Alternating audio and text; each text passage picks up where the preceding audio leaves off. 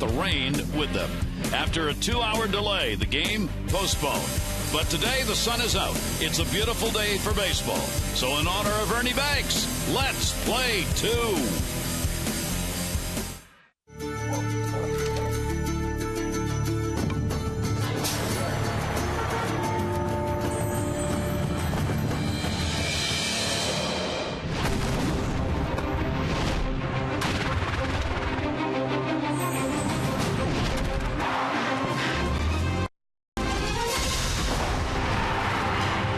It's the Orioles on Bassett, and we welcome you as the fans come in for this day-night doubleheader. This the day portion of it, the Dodgers and the Orioles. After the first one last night was postponed, we'll get to play a couple here today.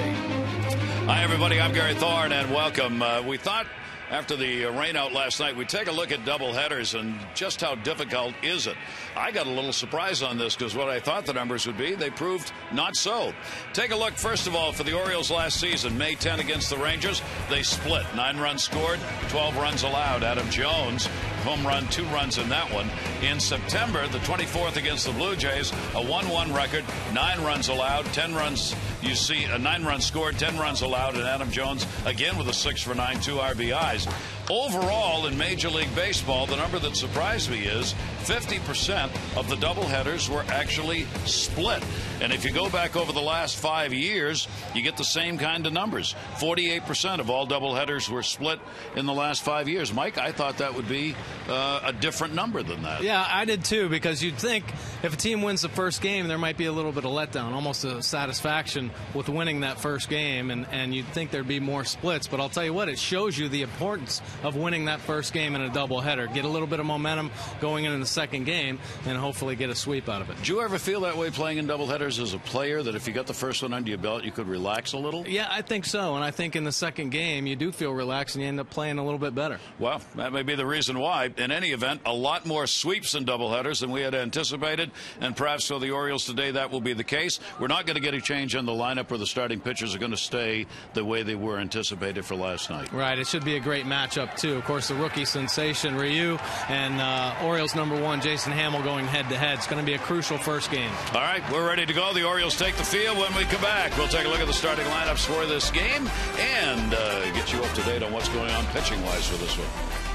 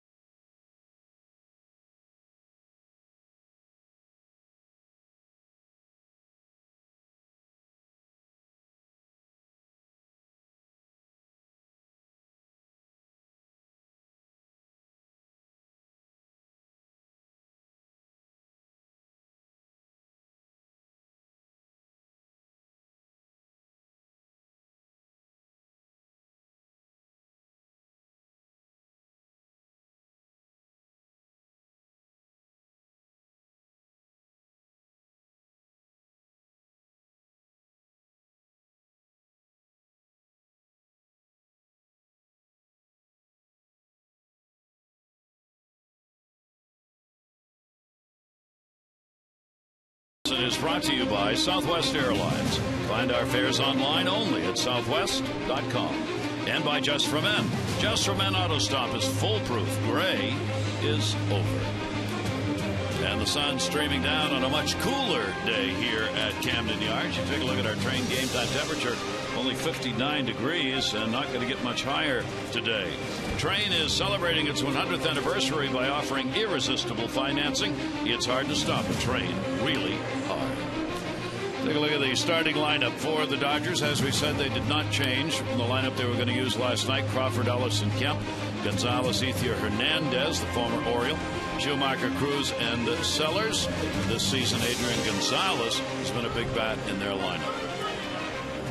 Now let's take a look at today's scouting report for Jason Hamill. Build off momentum. Hey, the Orioles had a huge extra inning win Thursday night against Tampa to take 2 out of 3 from them. Of course, that rain yesterday might have taken a little bit of the edge away, but they're looking to have back-to-back wins for just the third time this year. Hopefully string a few together. Strike one, very important. We've been talking about it this week. Getting ahead of hitters, obviously avoiding hitters counts, but to get deeper into this ball game, it's going to be crucial in this doubleheader.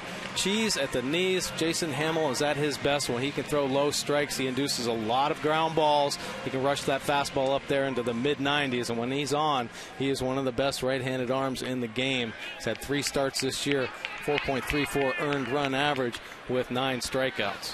And we are ready to go, and here is Carl Crawford, who's been here a lot in another uniform for the Red Sox, and that'll be taken for a strike. Crawford is the designated hitter. The Dodgers, of course, not using one in National League games. This is their first interleague game, as it is for the Orioles. So Crawford draws the DH role in the leadoff spot, and he will foul that back. The Dodgers come in having lost 4 in a row. They are 7-8, 4.5 games out. In the West, Don Mattingly on his birthday, hoping for a win or 2 to celebrate. Here's the 0-2 delivery, and that one is going to be bounced. For Hamill, take a look early on in the ball game. Yeah, first inning, he has been exceptional. 1.57 earned run average since last year, just the 4th lowest in Major League Baseball. That's a great number, a great way to start a game. 1-2 delivery, that's going to be taken down low, and Crawford will work the count to 2-2. Now, because Hamill, of course, pitched for Colorado, he has seen the Dodgers. He's got a 2-4 record lifetime against them with a 5.63 earned run average against L.A. 2-2, and that's going to be handled at second base by Kazip, and Crawford is retired. Take a look at the Orioles defense this afternoon. REIMOLD in left, Jones in center, Nick Markakis over in right, Manny Machado and Chris Davis on the corners, Hardy at short, Casilla making that line drive catch at second base, and Matt Wieters doing the catching. And that will bring up Mark Ellis, the second baseman. Ellis has faced Hamill before. He is 1 for 3 lifetime against him. Many of these Dodgers do have a number of at-bats against Jason Hamill, exactly the opposite of what the Orioles will have on the books regarding Ryu, as they have not faced him. That's going to be a base hit into right field. That'll be played on a hop. Ellis is on. A 1-out single here in the first. Pretty good fastball right there from Hamill, but a better job of hitting from Ellis. And that will bring up the man who's struggling in their lineup, whom they desperately need to get going, and that is Matt Kemp. Kemp coming in after having had in the last game the Dodgers played, he did not start. He came on later in the ball game, ended up with an 0 for 2. Wasn't particularly happy about not starting in the ball game, but Don Mattingly felt he needed to take a break, that the frustration was building up on him. Kemp has always been an outstanding hitter. Talking to the Dodger people who've watched him play all season, they think the bat's gut is a little slow right now and just not getting around. Well, I'll tell you what, he had some off-season shoulder surgery on that lead arm, the left arm, and he swears that he's okay 100%. But I think it takes a while for any player that's had surgery to come back from it. You hear pitchers all the time. He starts it out here with a base hit. That'll be played by REIMOLD. Ellis will stop at second. Kemp is now 6 for 23 lifetime off Hamill. And there are 2 on and only 1 away. And here is Adrian Gonzalez. He is hitting. Yeah, he is. Look at his numbers last year versus lefties and righties. 322 versus lefties, 286 versus righties. He's off to a great start, though, in 2013. One of the best left-handed hitters in the game and has been for a while. 407 off both lefties and righties. Our Jeep inside the numbers. Jeep in the unique brand of freedom you'll only find on the full line of Jeep vehicles. Visit Jeep.com to learn more. So the Dodgers get a chance early in the ballgame. And Gonzalez will take the pitch down low. Gonzalez 6 for 29 with a home run lifetime off Hamill. So he's had a goodly number of at-bats in this season. As you see, among the top 3 in average. He was tied for first in hits. And with runners in scoring position, tough. And the pitch will be taken for a strike, and the count will go to 1-1. Gonzalez, of course, one of those pieces in that big Boston trade last year when they were trying to dump all that salary. I think he was one of those key pieces, though, that the Red Sox did not want to part with. They really liked Adrian Gonzalez. Of course, a great hitter, great defensive player as well. 1-1 delivery, late on it. He's hitting .500 with runners in scoring position, 7 for 14, way above the Dodger .171 batting average overall. Hamill, though, with a 1-ball, 2-strike count on him. The Orioles' 30-year-old right-hander. Runners off first and second are Ellis and Kemp. 1-2 delivery, and Gonzalez fights it off. Pretty good pitch. Now, when you're in these situations, as Jason Hamill is, he is so good at that little sinker, that 2-seamer he can throw down at the bottom of the zone. And he doesn't feel any pressure right now, because if he executes a pitch, he can get out of this inning with a nice little double play ground ball. 1-2 the count. Andre Ethier waiting on deck. And the 1-2 delivery. And it's up high to him. And the count will go to 2 balls and 2 strikes on Gonzalez. The Dodgers offense has struggled.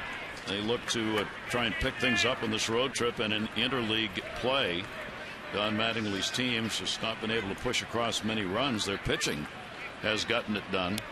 But Dodger run-wise, they are 14th in the league. And that's going to go to 3-2. You see the fewest runs scored in the majors. Only the Marlins have scored fewer runs than the Dodgers. Yeah, it's kind of sad, too, because there's so many great people over there, obviously, in the Dodgers organization from the hitting standpoint. You know, Don Mattingly, obviously a great hitter. But Mark McGuire's the hitting coach right now. They have John Valentin as the assistant hitting coach, and there are definitely some offensive struggles. The pitching has been there for the Dodgers, and if they just hit a little bit, their record would be much different. Yeah, their ERA as a team is second best in the National League. They've already gone 3-1 in the 1-run ball games they've played, and they've been involved in 6 shutouts. 3-4, 3 against. Runners are going. Ball put up in the air to left field. REIMOLD with the sun battling it and makes the catch, and not easily. And the runners will go back. Adam Jones coming over to talk to REIMOLD. REIMOLD, you could tell, was struggling with the sun and a little bit of wind blowing out to left field. Yeah, definitely, and you don't realize how hard that is. Of course, he has glasses on, but he's waiting. He's got that glove up there. He's waiting for that ball to come out of the sun, and you see at the last second, that subtle little move makes the play. Great concentration there by REIMOLD. So a big out recorded. There is a breeze blowing out towards left field, and that means it's swirling in the ballpark, which could play a role in this game. So 2 down, 2 on. Here's Andre Ethier. Ethier also has good numbers against Hamill, and that's out of here. Way back. Utah Street. Goodbye home run. Andre Ethier with a 2-out, 3 RBI homer for the Dodgers, and they lead it 3-0.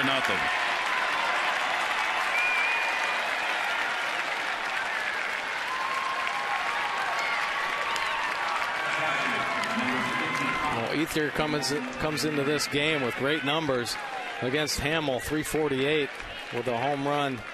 And here's his second. This pitch right out over the plate, and he jumps on it. First pitch he's seen in this ball game. and he gets extended early and puts his team up 3-0. His second home run of the year. He now has 6 RBIs. It is the 4th home run surrendered by Jason Hamill, and he really clocked that one.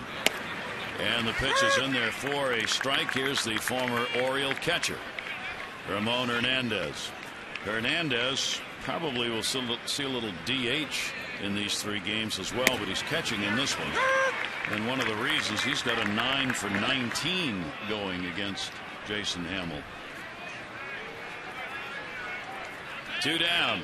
Big 2-out blast for the Dodgers, and that pitch will be taken up high and a 1-ball 2-strike count. Andre Ethier playing in his first game against the Orioles, and his first at bat, a 3-run homer. That is in the dirt, and a 2-ball 2-strike count. Buck Showalter's Orioles have won only 1 game. He was not around for those, of course, against the Dodgers. Played in 2002 here, 2004 in L.A. They won the first game and have lost the last 5 regular season games against the Dodgers, so a 1-5 historical mark against L.A. for the O's. 3-ball 2-strike count on Hernandez, and he walked him. So got ahead of him and lost him. This is not the way Jason Hamill wanted to started this game, obviously, but not just the home run, but 24 pitches now have already been thrown in the first inning. And as Buck Showalter talks about, whenever he talks about doubleheaders, the great fear is what it does to your staff. Yeah. If you end up early in a doubleheader having to go to the bullpen, you can be in real trouble, not just for the day you play, but for the next week after. Yeah, the effects are felt for many days after, and you really have to try to manage that bullpen properly. You know that there are a couple pitchers on call right now in Norfolk, maybe being held back, who will potentially, get a spot start, whether it be tomorrow or like Tuesday, when Hamill's turn comes back around again. So a lot of pitchers ready, waiting by the phone. Skip Schumacher at the plate. 1-ball 1-strike count, and the pitch will be taken away, and Hamill will fall behind 2-1. Schumacher's faced Hamill only once and has gone 1 for 1. He has been one of those struggling at the plate. He's drawn 5 walks, a couple of strikeouts, but has only 2 hits in 17 at bats. 2-1 delivery to him. Hamill's all over the place, and that's going to bring Wieters out to the mound. Well, we've seen Hamill lose some pitches arm side in a couple of his starts earlier this year. And Matt Wieters goes out and tries to help him with making a quicker adjustment here, get back into this count, try to get out of this inning. Pitch count has been jacked up to 28 already here in the early going. Against Tampa Bay, Hamill got the win, 3 runs, 3 hits in 6. Took the loss against Minnesota, 4 runs, 4 hits, 6 2/3. And gets a strike, and then against the Yankees in his last outing, ended up with a win, 3 runs, 8 hits over 6 innings in that ball game. So he had the only home start he's had was against Minnesota in the loss. And fouled back with a runner going, 3-2, 2 down. Hernandez will come back to first base. That was a real good pitch right there from Jason Hamill, not giving in, making a quality pitch on the outside corner, but Schumacher, nice job fighting it off. Runner will be going again. 3-2 delivery to him. Schumacher will foul that one away as well.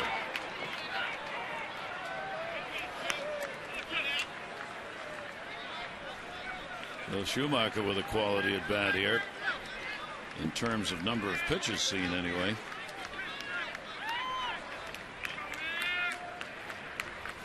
And the 3-2 third time around, and he got it, and he knew it. So Hamill finishes it off with a strikeout, but Ethier delivers the 3-run homer, and the Dodgers take the early 3-0 lead.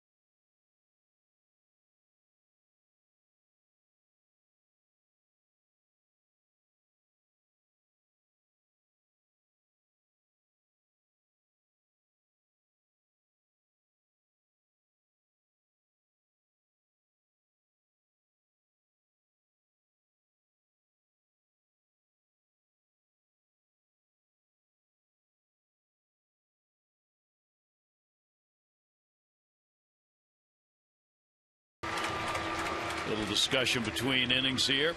Let's take a look at the starting lineup for the Orioles, brought to you by Southwest Airlines. Markakis, Machado, and Jones. Wieters, Davis, and Hardy. Pierce, Reimold, and Casilla.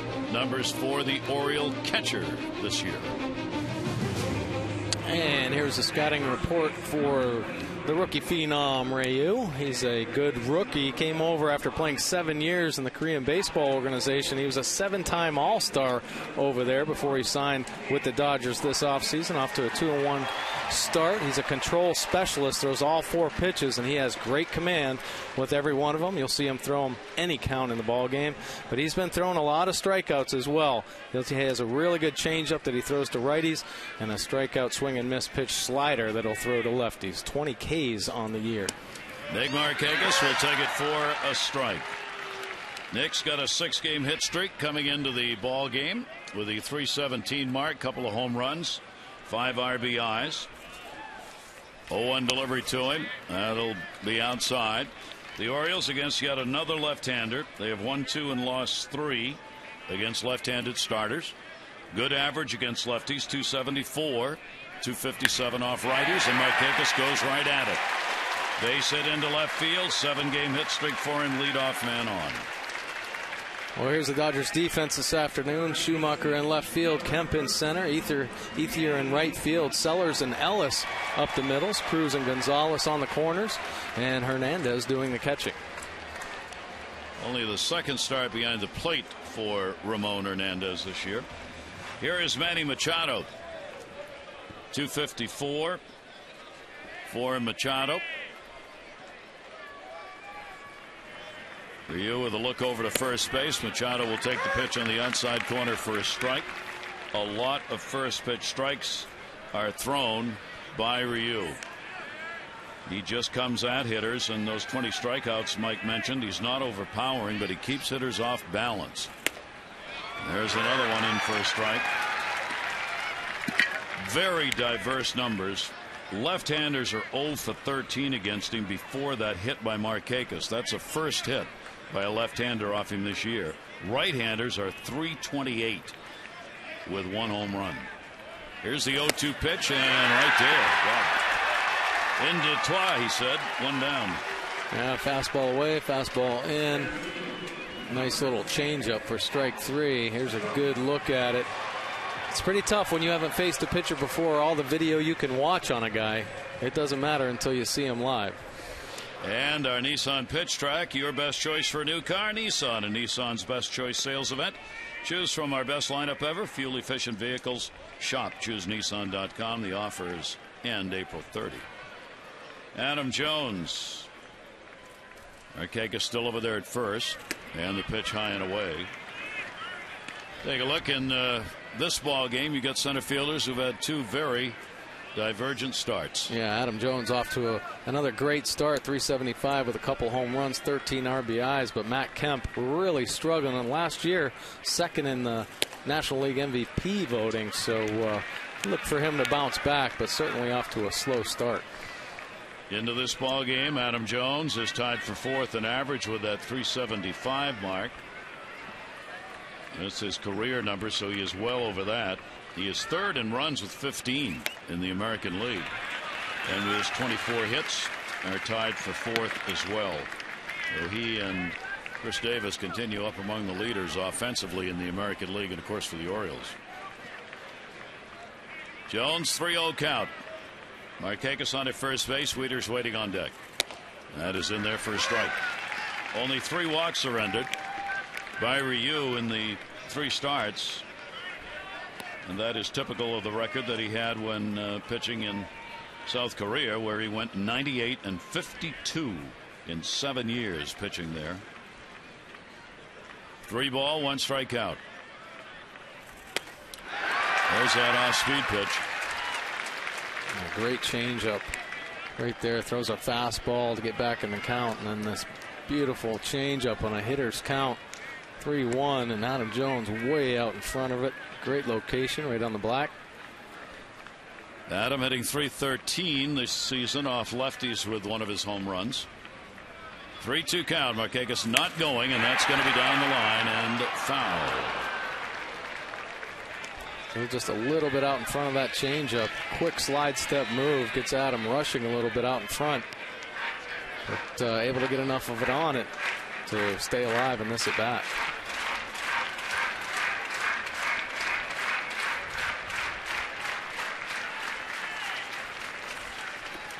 Were you waiting for Jones to step in? It's cool. Breeze is cool today. 59 degrees in the sun, but out of it, good deal cooler. Jones will put that one in the air. They were not playing him that way. Ethier's got a mile to go and will not be able to get there. Ethier, the right fielder, had swung way around towards center field, so he had no chance to track that down. Adam Jones just missing one down the left field line, just misses one right there on the right field line. Everybody defensively kind of wondering where he's going to go, but I'll tell you what, when you throw a good changeup like for you have to make some adjustments, and you saw Adam Jones have to wait just a little bit too long right there on that fastball.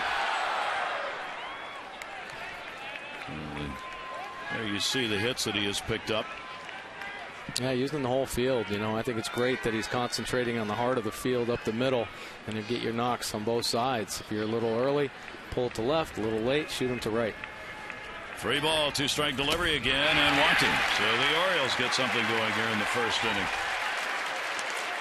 First and second, and one away. Matt Wieters coming up after the grand slam walk-off home run to finish up that ball game, as the Orioles got the extra inning win against Tampa Bay to take the series, and the 17th consecutive extra inning win the Orioles have put up, and Matt Wieters the game winner. Now with 2 on and 1 down, they'll try and bring at least 1 home here. And we'll take the pitch away for a ball. Wieters this season trying to even up the numbers a little bit. Against batting right, he's .375. Batting left, .171. He's had 2 home runs left-handed, though, 1 right-handed. That ground ball is going to go to third base. Cruz has got it. There's 1. Relay Ellis, and there's 2. No runs, 1 hit. No errors, and 1 left on base. And after 1 doubleheader day, the Dodgers have the lead.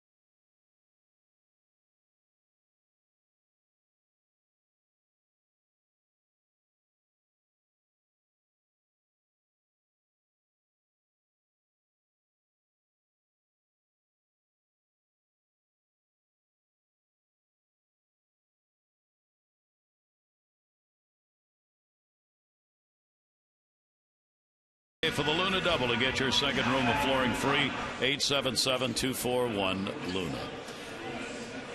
Well, Matt Wieters hit into inning-ending double play, but look at how hard Adam Jones goes in to second base, trying to get a piece of Ellis, and the word is out on Jones. He's going in there for a piece of a shortstop or a second baseman.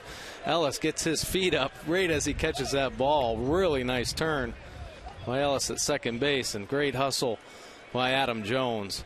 Great example of how you go in to try to break up a double play. Shortstop, second baseman know he's coming. They do. Yeah, that gets out, doesn't it? They do. And the pitch will be taken away for a ball. Starting the ball game out now, Hamill. First pitch strike, 6 out of 8. 32 pitches thrown. He's had 3 3-2 counts already. That will be in the outside corner for a strike. Luis Cruz getting the start at third base in the ball game. Justin Sellers, the shortstop, and then Crawford at the top of the order. Ground ball too short. Hardy. Masson is giving one lucky fan the chance to meet O's outfielder Adam Jones, part of the meet and greet giveaway. Be sure to visit facebook.com/Masson Orioles. Click on Enter Sweepstakes for your chance to win. You saw the flag 66 World Series for the Orioles. We mentioned how the Orioles have gone 1-5 against the Dodgers in regular season games, but in that World Series of 1966, it of course was completely different as the Orioles swept and ended with 3 complete game shutouts thrown by Jim Palmer, Wally Bunker, and Dave McNally in that 66 World Series. Frank Robinson was the MVP of it, and it wasn't exactly easy going. That's going to be a base hit by Justin Sellers. He is on with a single. You take a look at the 66 World Series. For Oriole fans, some memories right there. There's the starting lineup in game 1 with Aparicio, Snyder, and Robinson. Brooks, Powell had a big World Series. Hit, if I remember right, about 360. Kurt Belfry, Davey Johnson had an outstanding World Series. Andy Etchebarren and Dave McNally in that game 1. Pretty impressive. Great group of guys as well. So many of them still, around the Baltimore area, and so kind of fans, and talking about their memories of that World Series. Great group of guys. We were talking about it yesterday. The Orioles' ERA was .50 against the Dodgers in that World Series. I mean, that's unheard of. It sure is. Palmer had the game 2 shutout, 4 hits. Wally Bunker, the game 3 shutout, 4 hits. McNally, the game 4 shutout. It was just unbelievable. And you were going up against, twice they beat Don Drysdale, once they beat Koufax, and once they beat Claude Osteen, who in their own rights were outstanding pitchers. And that's how legends are made, and that's what the 6 legends that are here at Camden Yards are all about. Here's the 0-2 to Crawford, and he will take it down the line and foul. Crawford popped out his first time up. Most hits through the team's first 15 since '58. Manny Mota, Manny Ramirez, Orlando Hudson, Lee Lacy, then Carl Crawford with a 21, and Gary Sheffield. It's great to see Carl Crawford actually getting off to a good start here for the Los Angeles Dodgers. He struggled mightily in Boston. REIMOLD coming, and he misjudged that. It's going to get away. Making the turn to third base, where he will stay, is Justin Sellers, and Crawford is on at second. And boy, the wind and sun have been a problem for REIMOLD out there early in the ball game. Yeah, it really looked like he got a great break on that ball, but I think the ball coming off the lefty bat had just enough fade at the end. You see him make that quick jab step to his right to try to get it, and looks like it just hits off the end of his glove. It does. Great effort. Unable to read that spin off the lefty bat. Gets by Nolan REIMOLD. That will be a double. The infield's going to be drawn in. Mark Ellis had a single and scored in the first inning. So Ellis with a chance, as the Dodgers already have 3 runs on 5 hits off Jason Hamill in the ball game. Mark Ellis, 296 here in April, coming into this ball game. He picked up the base hit, jumped that average up. You see how much the average can jump early in the season when you have a couple of hits in a ball game. You can go up 15 points. The 0-1 will be foul back, and Hamill gets ahead of him 0-2. Yeah, especially when you go into a doubleheader. I think a lot of offensive players are thinking, okay, I'm going to get probably 10 at-bats today, maybe more. Hopefully get off to a good start. Ellis, a good job with runners in scoring position, and he's got 2 of them out there right now. Kemp waiting on deck. Here's the 0-2 delivery, and that will be inside to him. Ellis a ball and 2 strikes.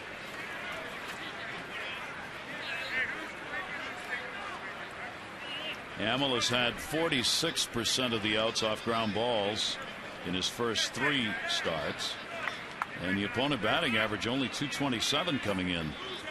The left-handers at 257, the right-handers at 194.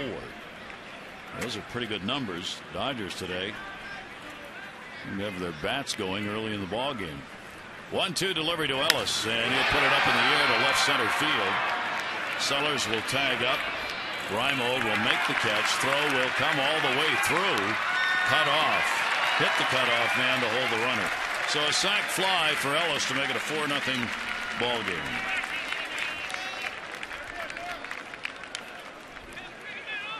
Take a look at Jason Hamill in his first 2 wins. You see the ground ball percentage up 51%. That's when he is at his best, throwing the ball down in the strike zone. But when he elevates a little bit, and just because he's got that 1 loss, I know it doesn't mean much, but look at the fly balls. 50% fly balls, only 35% ground balls. So you can tell right there by the graph that when he's down in the zone and executing the ground balls, he's going to have a lot more success. Matt Kemp, a single and a run scored. Runner on at second base now with 2 down for Kemp. And he'll take the pitch on the inside corner for a strike. So Ellis picks up the RBI so far in this inning. The 1 scored, his 4th run batted in of the year. Kemp now 6 for 23 with a home run lifetime off Hamill. The 0-1 is going to be inside as Hamill stays in on him. Here at Camden Yards for Jason Hamill, 10 starts last year at home. He went 4-2. He had a good ERA of 3.44. Lifetime here 4-5. And stays in there, and it's 1-2. Well, Matt Kemp's strength is right center field, and when he's going good, he'll be able to drive balls that way. But Jason Hamill really tying him up inside. Great movement on that 92-mile-an-hour fastball right on the black. Kemp can't get to it. 1-2 delivery. Outside, but he wouldn't chase. Well, that's a great effort right there from Hamill. 3 real good fastballs inside. Gets Kemp start thinking about it. That opens up that outside corner a little bit. It's right where you want to throw that slider, but Kemp, good job laying off it. He has struck out 18 times already this season. 2-2 delivery on the way, and Kemp will take that one down low. He's drawn only 3 walks to go along with that 196 batting average. So it's not as though he's been making a lot of contact and creating outs. He's had a lot of at-bats where he's not had contact. 3 balls, 2 strikes, 2 down. Crawford with real good speed, the runner at second base for the Dodgers. And very late, didn't catch up with that one. Hamill gets the strikeout, his second, a run in, a couple of hits, no errors, and 1 left on base. Dodgers up 4-0.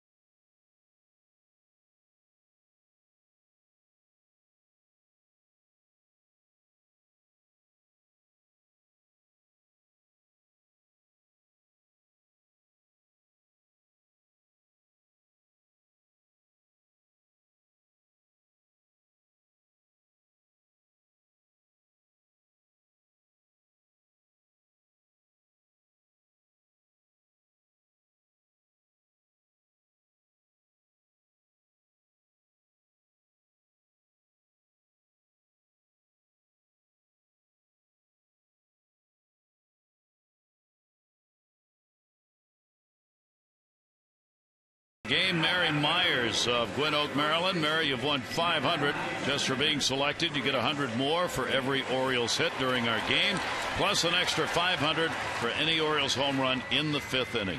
For your chance to be the Maryland Lottery Hit It Big contestant of the game, play 5-card cash. Go to mdlottery.com/Orioles to enter. Day-night doubleheader with a rain out last night. Second game will be at 7 o'clock tonight. For those of you who would like to come and participate honoring Earl Weaver, it's going to be at 6 o'clock tonight for the pregame festivities regarding Earl, honoring him. This evening at 6. Hit hard into right field and a base hit. Chris Davis leads off the second inning with the Orioles' second hit of the game. Leadoff man on both innings. Nice job by Chris Davis jumping on an elevated fastball there. That'll bring up J.J. Hardy. 193 on the year so far in the homestand. He's had one hit in 11 at bats. That ball's blasted way back in left field, and goodbye, home run, J.J. Hardy, and the Orioles get 2 back on one swing of the bat.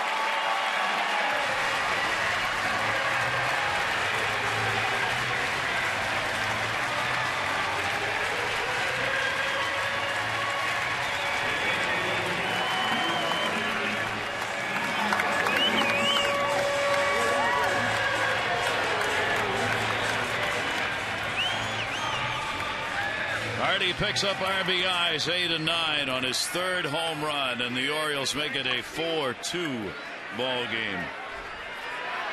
You love to see that. J.J. Hardy, you just mentioned, hitting 198. And this home run could really ignite him. Big hit to get the Orioles back in on the outer third. Elevated a little bit, and when J.J. Hardy's going good, he has great plate coverage, and he's able to cover that outside corner and even pull those pitches.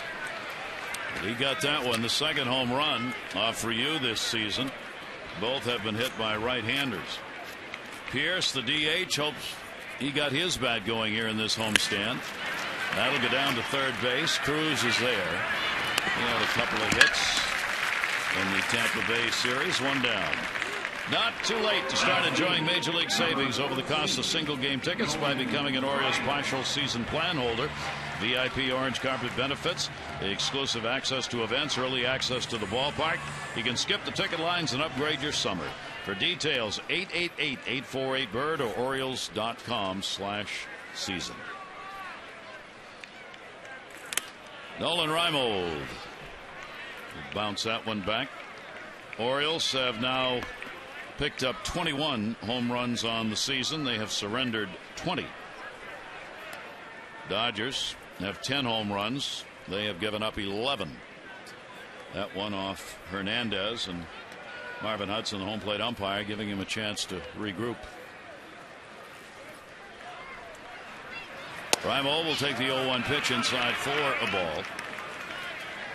There's a lot of studying going on by the Orioles hitters early in this ball game, and it certainly has been. Even with the rain delay yesterday, I'm sure they were trying to get a lot of film and some footage of Ryu throwing, because he's off to such a great start. They want to figure out if you can pattern him or anything, but they're all talking to each other about the way they're being pitched to. And Adam Jones had a great at bat in that first inning, saw a lot of pitches, and I think guys, you've seen him more aggressive. J.J. Hardy jumping on that first pitch, Nolan REIMOLD trying to drive that first pitch as well. So the fact that he's around the plate, you know, you're going to see hitters be a little bit more aggressive on him.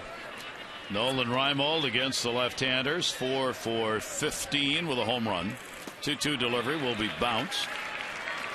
Then Ryu takes the count full, 3 balls and 2 strikes.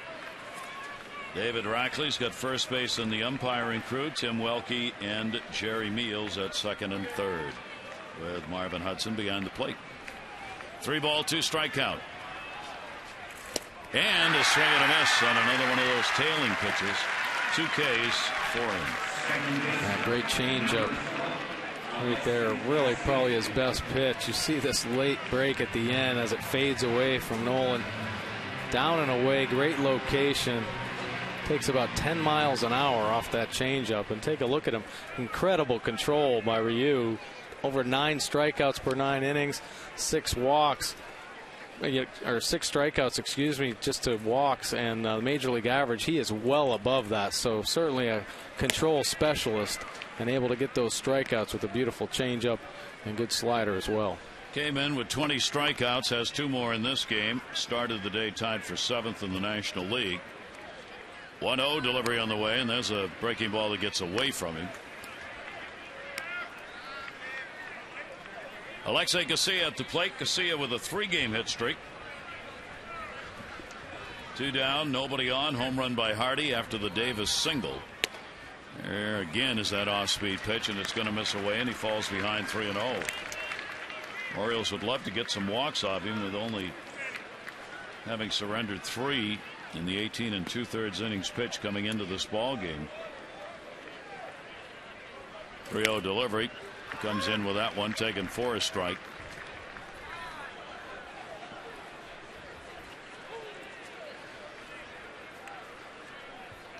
Wei-Yin Chen and Josh Beckett for our night game tonight. Foul back. Again, just challenged in a 3-ball, 2-strike count at Casilla. Yeah, Casilla ready for that fastball. 3-1 count. I think second or third time through, though, in these hitters' counts, if he does fall behind, you're going to see that changeup coming into play more often.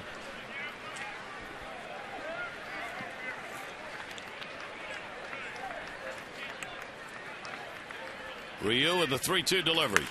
That's going to be into right center field. That's a base hit. Knocked down barehanded, not controlled by Kemp. And into second base goes Casilla. Boy, Matt Kemp's had a tough start. When he got into the ball game the other night after he didn't start, one of the reasons he came out not as a starter in the game, he had a couple of misplays the game before that in center field. Yeah, you saw that ball kick back on him. Tries to barehand it, can't come up with the handle, but Casilla just hustling right out of the box, thinking 2 all the way until he gets that center fielder or whatever outfielder control the ball. Saw that bobble and he was gone.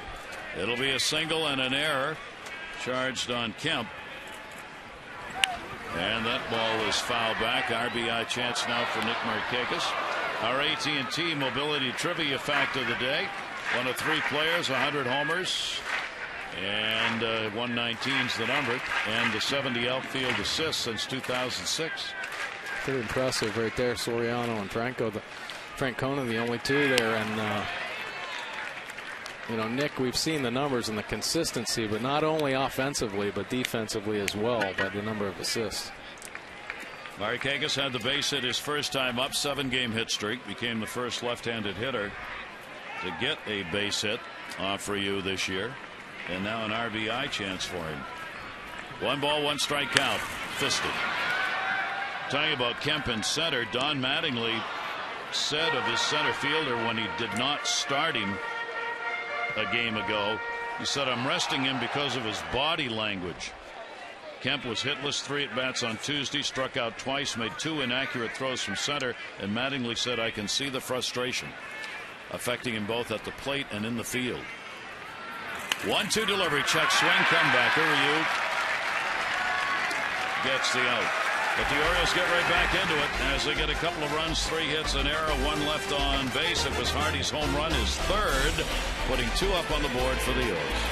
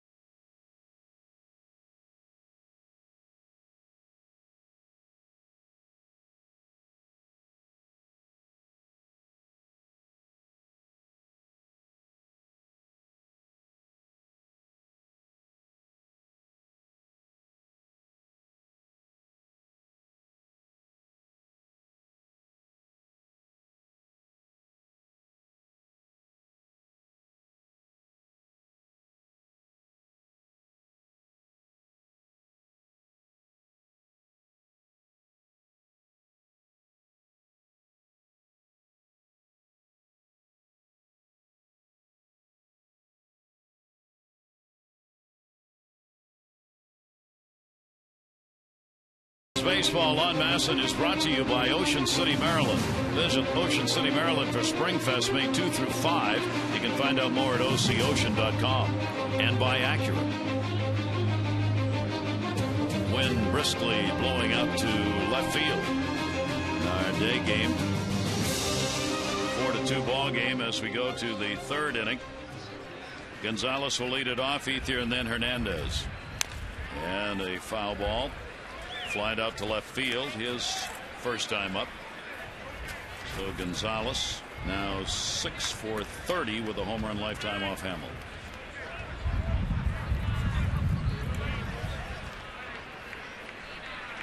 Here's the 0-1 delivery. Shift is on. That'll go to left field. REIMOLD. Nolan's going, what's going on here? It's all coming to me. One down. Yeah, some tough chances for Nolan here in the early going. Sun playing a factor, wind playing a factor as well. And really getting the speed under him on that play right there.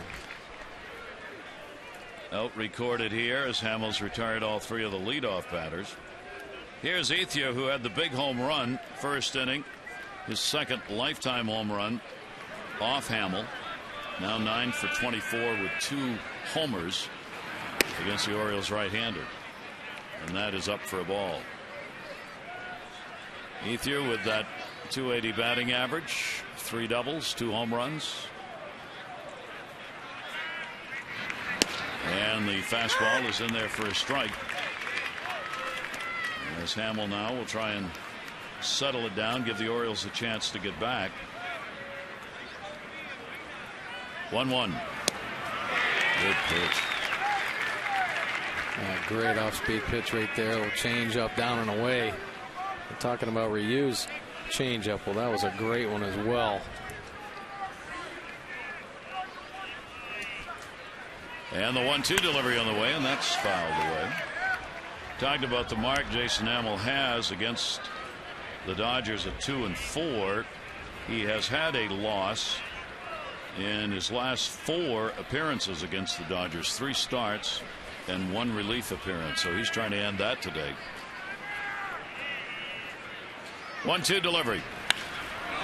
In the air, left center. Jones trying to play that Sun. Well, it's birthday today for Don Mattingly. Happy birthday to Don, who celebrates his 52nd. And it's a birthday for our own Robert Woody Popick, the ultimate maestro of music. There he is right there. Happy birthday. Shares a birthday with Don Mattingly. Different kind of hits in their lives. Mattingly's came off a bat. Woody's came off a turntable. Here's Hernandez, and he'll foul it back. Hernandez picked up a walk in his first at bat. 2 down, nobody on here. Nice to get a couple quick outs for Jason Hamill. Labored through the first couple innings. A lot of pitches thrown. 59 to this point. The 0-1 down to third base. Manny Machado gets the big hop. And Hamill gets the 1-2-3 inning. Orioles coming up here in the third on the day when number 4 is going to be honored. 6 o'clock ceremonies today for the Earl of Baltimore.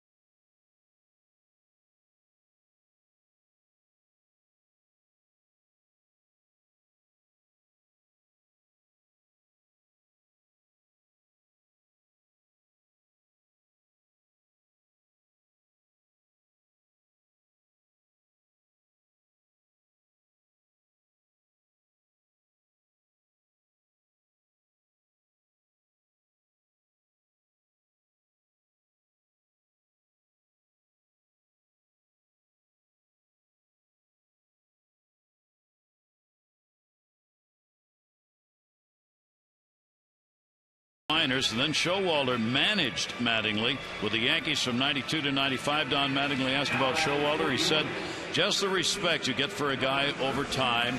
You realize his ability, young guy going through the minors. You don't really notice everyone else. But then when he became our coach and then the manager, talking about the Yankees, you could really see those qualities. He was the guy that turned things around over there, talking about New York. I know Joe Torre gets a lot of credit, but Buck really was the guy that turned that thing around. He and Stick, Gene Michael. That's quite a compliment. It sure is. I mean, that's kind of been Buck Showalter's trademark, right? Turning organizations around. That's what he's doing here in Baltimore. Manny Machado retired on one pitch.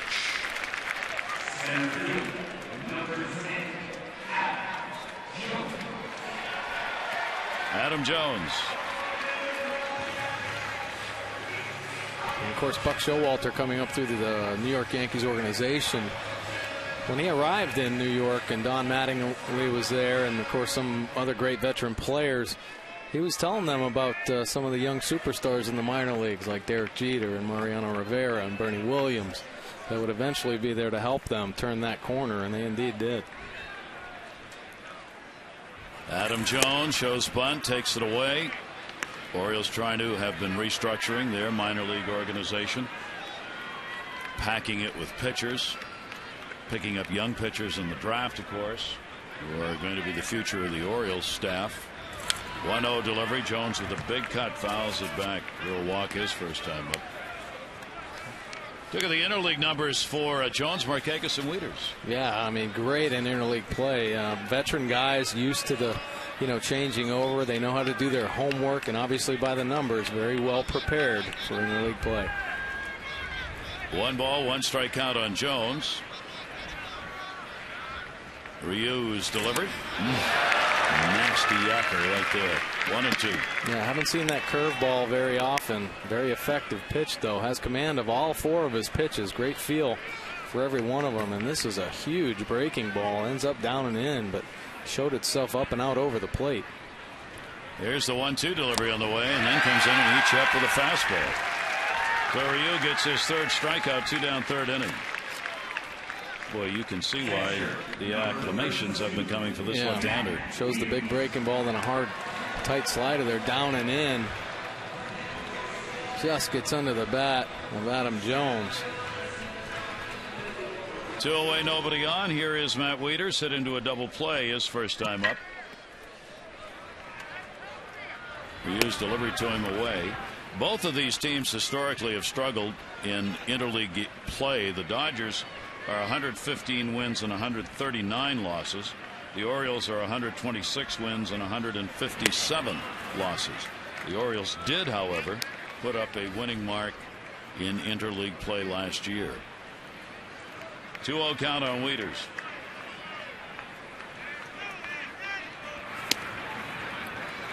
Taken outside, so Matt works it to a 3-0 count. Well, you see the pattern starting to take place here. He fell behind 2-0, but he came with a changeup, trying to expose the aggressiveness of the Orioles hitters, but a good take right there by Matt Wieters. And the 3-0 pitch to him, and that's on the outside corner. Wieters with a grand slam home run. He came here at Camden Yards, at least the 3rd to do it. Chris Hoyles, 96. Harold Baines, 99. Walk-off grand slam at Camden Yards. They are the 3 to have it. What I found even more amazing was it was the first game-ending grand slam in the majors since May of last year. And last year in May there were 2. Joey Votto of the Marlins and Giancarlo Stanton both had game-winning grand slam in 1 month. 3 ball, 2 strike count on Wieters. 2 down and nobody on. Well, Matt Wieters seeing everything. He saw a 3-0 changeup, 3-1 fastball, and then a 3-2 breaking ball. Nice job working the pitches. So a 2-0 walk. 2 in the game, surrendered by Ryu. Tomorrow, the Orioles and Dodgers are going to wrap up this weekend series, a 1:35 afternoon matinee. Enjoy the early summer afternoon with family and friends in the ballpark that changed baseball forever. Tickets in advance start as low as $9. Get yours now, 888-848-BIRD, or go to Orioles.com. Doubleheader today, second game at 7. There are tickets available for that game as well. And tomorrow afternoon for the 1:35 start. So Chris Davis. Orioles down by 2. 1-0 count with Wieters on at first. Davis had a single his first time up.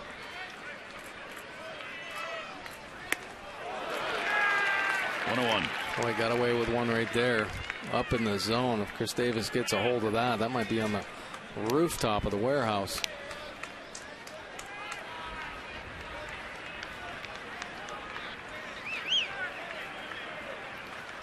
Davis with the 6 home runs, 5 of them coming on the road. Off the end of the bat, tough to time that one. And a 1-2 count. Well, we're kind of seeing what Ryu is all about here, mixing up his pitches. Really can't settle into any kind of pattern off him. He's throwing change-ups in fastball counts. 1-2 delivery. And missed up high with it.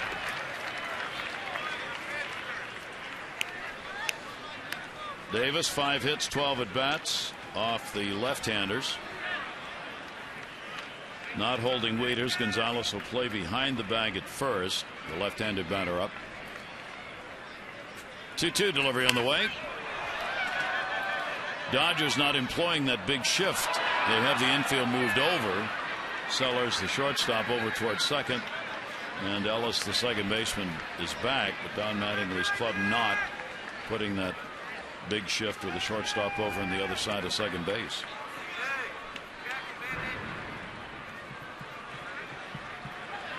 Yeah, they didn't do it in the first inning either when there was no runners on. You think sometimes defensive make adjustments with the base runner on there. There's the off-speed pitch again, the breaking ball. That's 4 strikeouts for Ryu. No runs, no hits, no errors. 1 left on base. We've completed 3.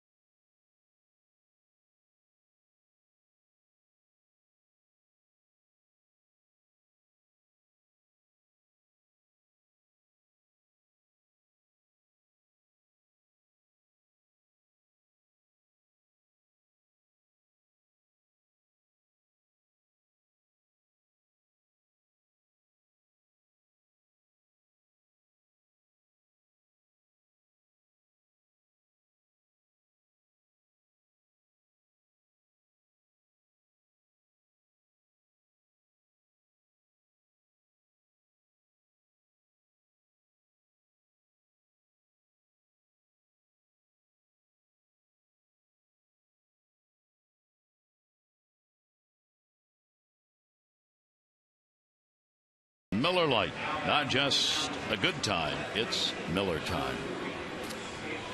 Gary Thorne and Mike Bordick here at Camden Yards. Under the sun, some high clouds.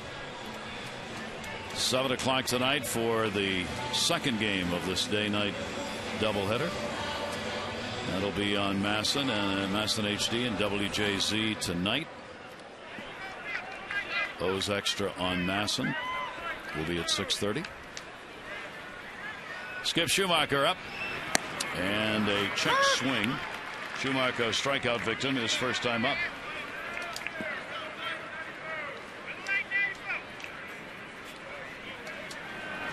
Hamill took only 9 pitches to get the side out the last inning. He'd love to continue to do that right here. He sure would. I mean, a couple rough innings, first and second. There were a lot of pitches, but beautiful inning in the third. 2 ball, 1 strike count. If he wants to get deeper into this ball game, he definitely needs some more efficient innings. Here's the 2-1 delivery. Schumacher will take that away, and the count goes to 3-1 on him. Acquired by the Dodgers, off-season exchange, minor league deal that brought him over. 3-1 delivery, and Schumacher will take it outside. So Hamill will surrender his second walk. It is a leadoff walk, first leadoff batter on for the Dodgers in the ballgame. On Tuesday, the Orioles take on the Blue Jays, 7:05. It's Ollie's Bargain Night, presented by Ollie's Bargain Outlet. Every Tuesday home game, all upper reserves, just a $9 in advance.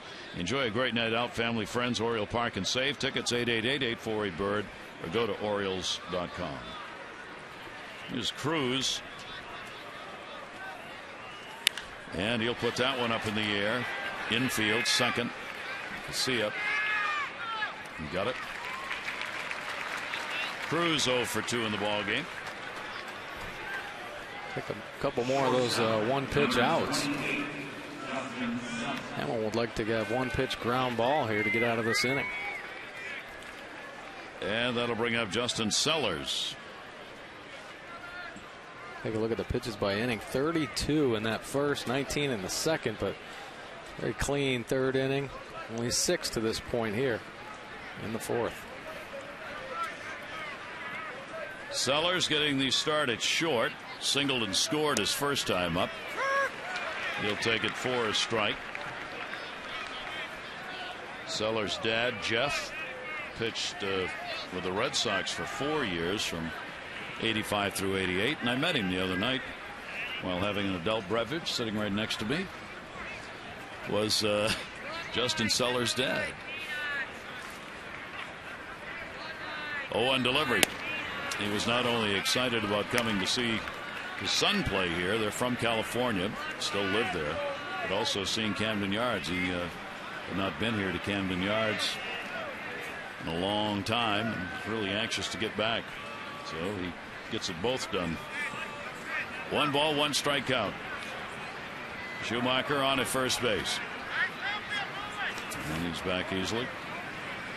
Well, I think most fans, and there are some new Dodgers fans here, obviously, following their team, but fans that come into Camden Yards for the first time just fall in love with this ballpark, and you can understand why. It's just a beautiful place. Obviously, that setting with the warehouse in the background, beautiful skyline of the city out in center field. Great place to watch a game. Ground ball towards second base. Casilla. Hardy. Double play. No runs, no hits, no errors, and nobody left on base. Bottom of the fourth inning coming up. Dodgers lead it by 2.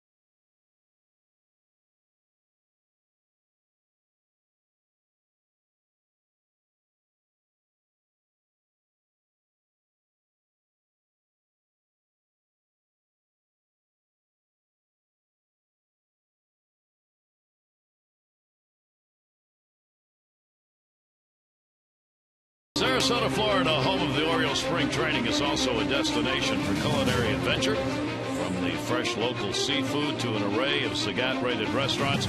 And you can learn more by going to SavorSarasota.com.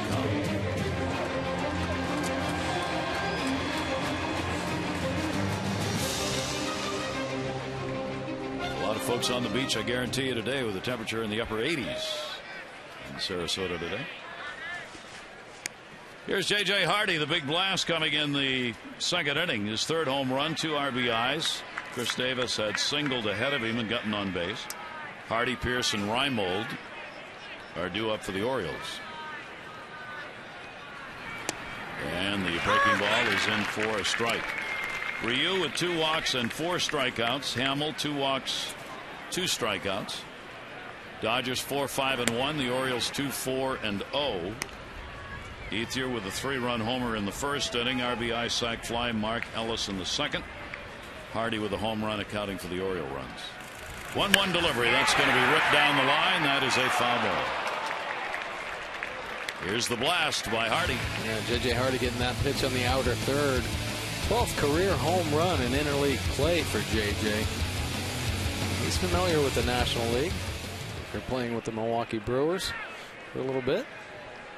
Just misses an extra base hit once again on that outer third, going out and getting it. 1-2 delivery by the left-handers inside to him. Orioles have left 3 on base so far, and the Dodgers 2. Hardy, 2-2 delivery. Boy, Ryu works quickly. 5 strikeouts. Well, when you mix up your pitches as well as Ryu, fastballs can catch you off guard sometimes, especially when a pitcher gets ahead. And this fastball right down the middle. I think JJ in the back of his mind thinking possible changeup or that hard slider that he's been throwing down and into righties as well. Here's Steve Pierce. Breaking ball. Ryu still holds the record in South Korea in their league for strikeouts in a game. He had 17 in one ball game back in 2010.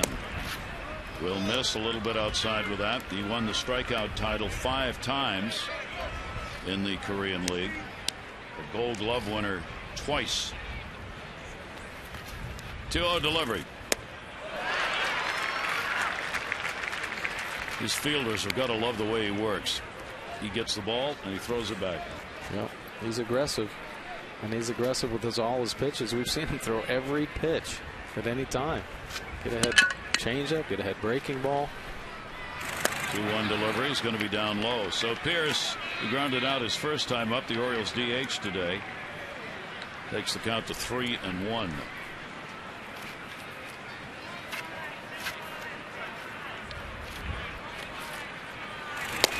Outside corner strike.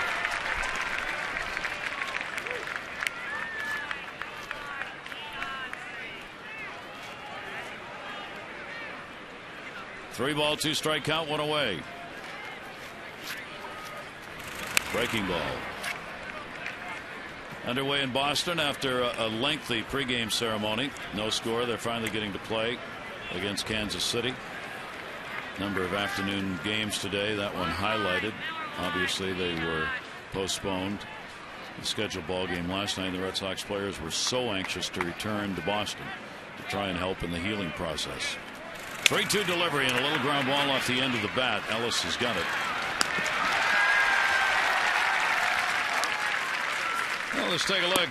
This moment in history is brought to you by Volkswagen. A bit ironic, in 1912, on this date, after 2 days of rain, the first ever game is played at Fenway Park, and now today you have action picked up at Fenway after the great tragedy of the marathon. And in 2006, Frank Robinson became the 53rd manager to win 1,000 Major League Baseball games as a manager. In the air, left field, it is REIMOLD. Goodbye, home run! Nolan REIMOLD gets the homer, his third, and the Orioles make it a 1-run ball game.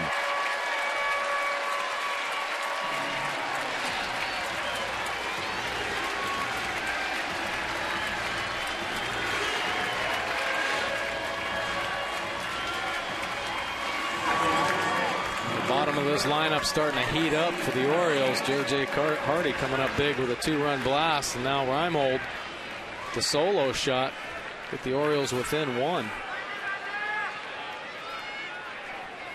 Here's Garcia, and he'll go the other way, and that'll be fouled. Well, Nolan real aggressive early in this count. This pitch is center cut. He goes out and gets it. That bat head stays through the zone a long time. Pulls his hands inside. Great swing. Great balance. Look at that extension. When he gets his arms out there, that ball gets crushed, and he crushed that one. So he makes a little moment in history himself. And our baseball moment in history brought to you by Volkswagen Springtoberfest event. It's going on now. Visit VWDealer.com today.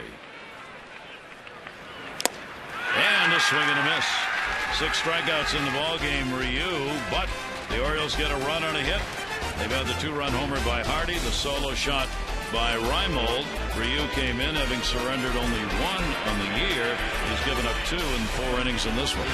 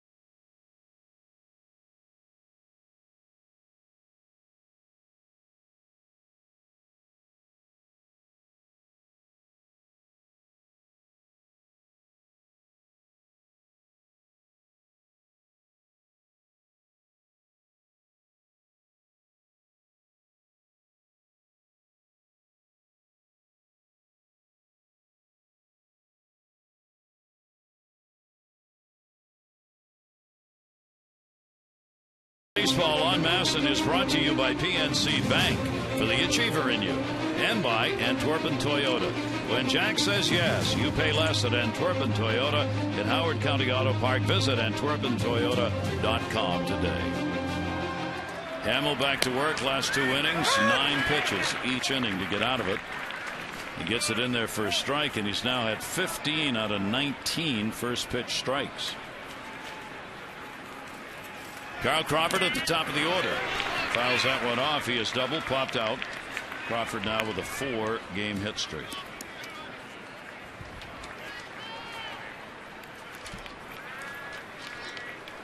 Good opener here with the Orioles falling behind early. 4-0. Now have cut it back to a 1-run ball game. Crawford, during his 4-game hit streak, he's picked up 6 hits in 15 at-bats. Up in the top 5 in batting average in the National League, hitting at .379 right now. Hamill's pitch to him, that's going to be fouled away. Well, he did so many good things for Tampa Bay when he played for them. Had an opportunity to sign a big contract and go up to Fenway Park and play, but had some injuries and then a lot of pressure playing up there and just couldn't really gel. It looks like the worm has turned for him. Seems like he's found a happy home in L.A. He's always been tough on the Oriole pitching. Lifetime .304 hitter, 13 homers against the Orioles, and a .284 hitter in this ballpark. 1-2 delivery, puts it in the air, center field. Jones.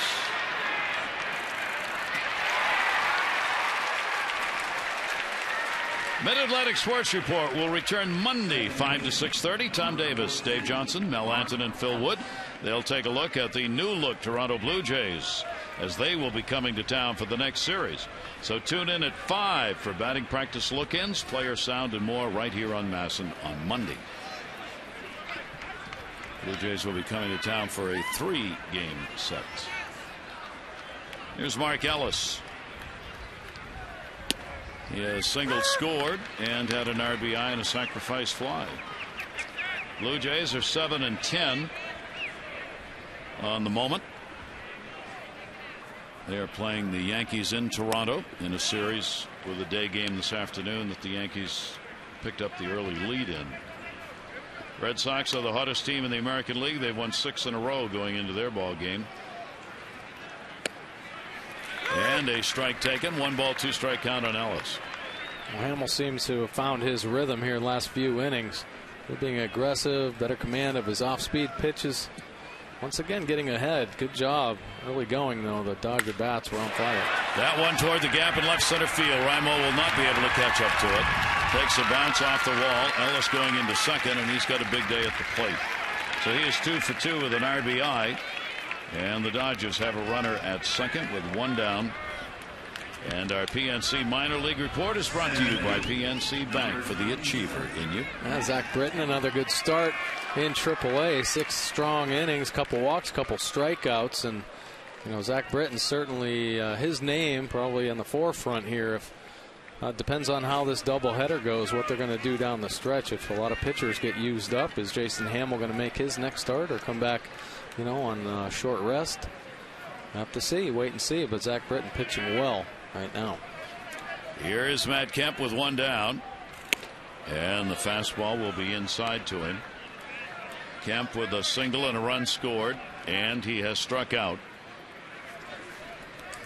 Kemp coming into the game just 1 for 20 with runners in scoring position this year, and he's added an 0 for 1 so far in this game. Here's the 1-0 delivery that will catch the corner, and a 1 ball 1 strike count.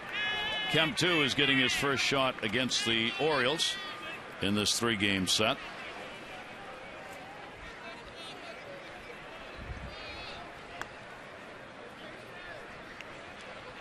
Ellis off second base,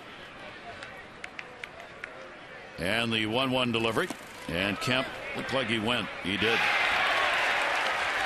And Jason Hamill with that hard slider. Don Mattingly not liking that call. A little upset, but the hard slider down in the zone, and Kemp's bat gets out there pretty close. I think that call went in the Orioles' favor. Things aren't going right for you. Those are the kind of things that happen, and for Matt Kemp at the plate, they haven't been going right. 1 ball, 2 strike count. Hamill. Garcia holding the runner at second, backs off. Kemp will take it up high. 2-time Gold Glove winner Matt Kemp, All-Star, 11 and 12. Power hitter. He's just had a tough time getting things going. Said, I'm tired of the questions about why I'm not hitting. I'm just not hitting. Here's the 2-2 delivery, and that's going to miss. 3-2. We were talking earlier in the ball game just about his shoulder surgery, and I guess I didn't finish what I was saying about, you see pitchers all the time when they have shoulder surgery, it takes a year for them to fully get back to their full strength, and I don't think it's any different for a position player. And Matt Kemp, I think as the season goes along, you'll see that bat speed start to come back, but I think there's something to the shoulder fully recovering so he can get a little bit quicker in that full extension that everybody's so used to seeing. 3-2 count, only 1 away here. Kemp, the chopper that hit the plate. Manny Machado bare hands it, goes to third, not going to get the out. Tried that last year, worked real well, but this time around Ellis was just getting to the bag, so he didn't have time to go around it. Kemp will get an infield single. Yeah, a little close to third base right there for Manny Machado to try to pull that one off. Surprised he didn't just run back there and try to tag Ellis himself. You see this ball, Kemp chops it, and this next hop, it's going to kick to his right. Manny doesn't glove it. He ends up barehanding it. And the fake throw, he might have been able to turn around and get the quick tag on himself. Fortunately, J.J. Hardy there once again. Be there for the throw off the helmet. So the Dodgers threatening here in the 5th inning, cover the corners with 1 away. Kemp gets the infield hit. That was the 5th 3-2 count. Jason Hamels had in the ball game. And now Gonzalez. So a key moment in this game with the Orioles down by a run, and Gonzalez was flied to left twice at the plate, and runners on at first and third. And one of the toughest hitters to get out in any situation, and he'll foul that one back. 1 ball, 1 strike. And there's some holes out there for Gonzalez right now, obviously with the runner at first base. Hole opened up on that side. Also the 5-6 hole over there with J.J. Hardy kind of shaded up the middle a little bit. A little bit of room for Gonzalez to work. 6 for 31 off Hamill with a home run for Gonzalez. Kemp back to first base. 7 hits for the Dodgers in the game. The Orioles have 5.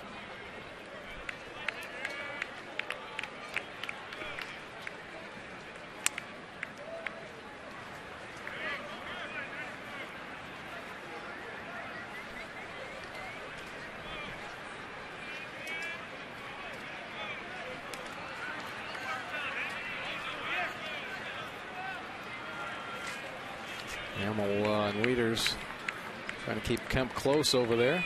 Try to keep this double play in order. Kemp can steal some bases. Definitely 1 pitch away from getting out of the inning. 1-1 delivery on the way, and a swing and a miss. Couldn't time that one. 1 and 2. Took a little bit off this one. Will change up down at the bottom of the zone. Great arm action. Looks just like that fastball. Gonzalez unable to get to it. So a 1 ball, 2 strike count on Gonzalez. Again, a look over to first at Kemp. Ellis off third. Dodgers as a team have stolen 5 bases, 5 out of 8. Kemp has not picked up the stolen base. Most of the running's been by Carl Crawford. Crawford is 3 out of 5 in stealing bases. 1 and 2 the count. Wind dying down a little bit. 1-2 up high. And the count goes to 2 and 2.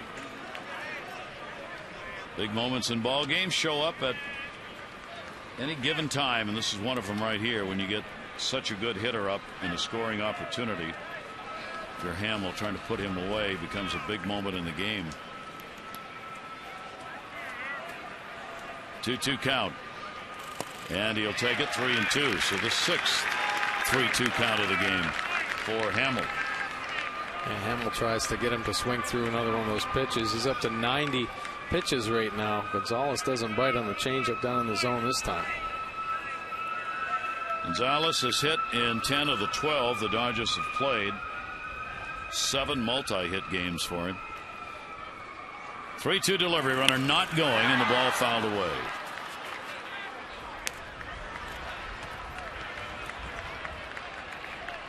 He just seems to see the ball so well. Well, he has such quick bat speed that he can back it up as long as any other hitter. I mean, that pitch, it seemed like it was in Matt Wieters' glove, and he just took it right out of it to stay alive.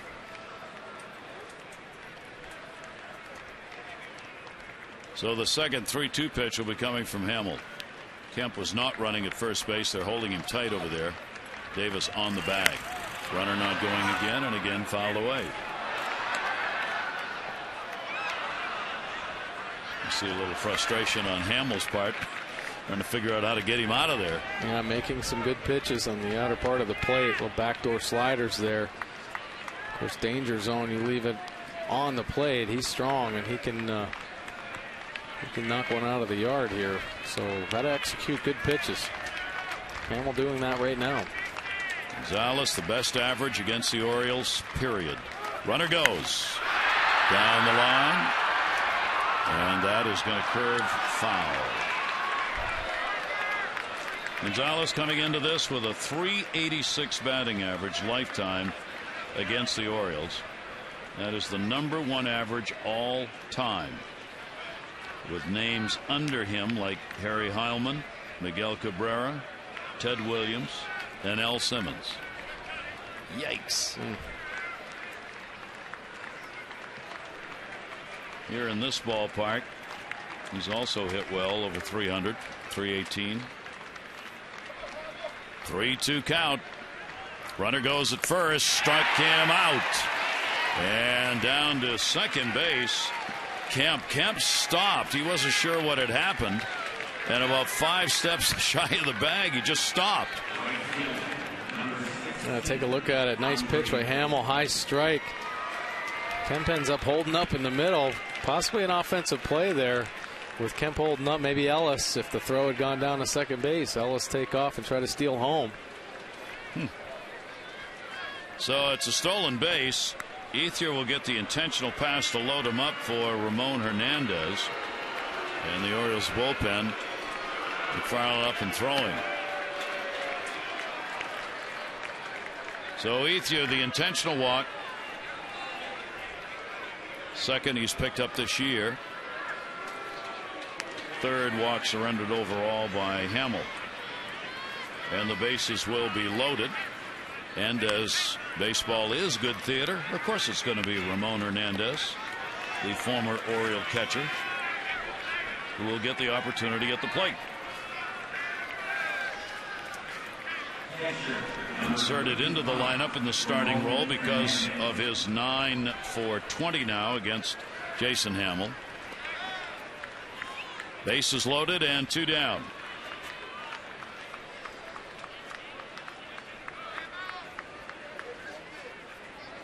Hernandez, a .290 hitter here at Camden Yards, in the ballpark he used to call home. And the pitch is there for a strike. Well, Hamill got ahead of Hernandez in his first at bat with a couple sliders, and Hernandez able to work a base on balls off him. See him take a slider right there, but nice job getting ahead once again by Jason. Here's the 0-1 delivery to him. Swung on a miss. 0-2. So Hamill a strike away from getting out of this and leaving 3 on. A double, a single, an intentional pass. Loading the bases. Oriole fans up.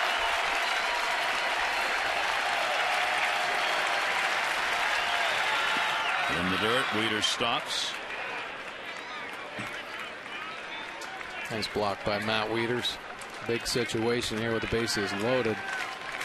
Nice that the Orioles pitching staff can trust in throwing anything they have down in the dirt to try to get a swing and a miss with Matt Wieters back there. Dodgers with the bases loaded this year are 1 for 19. Matt Kemp has their only hit, not a home run. 1-2 delivery. Hernandez foul tipped, and he got him. Held on to by Wieters, who showed it to Marvin Hudson, the home plate umpire. No runs and a couple of hits. Dodgers leave the bases loaded. 4-3 LA.